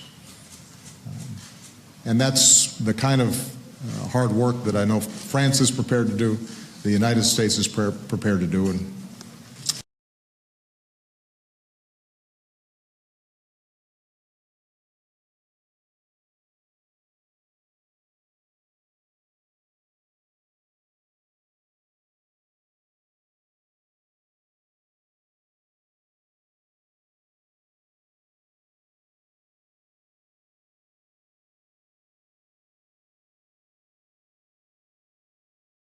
States is prepared to do, and perhaps in the future Russia will be as well. Okay? Thank you very much, everybody.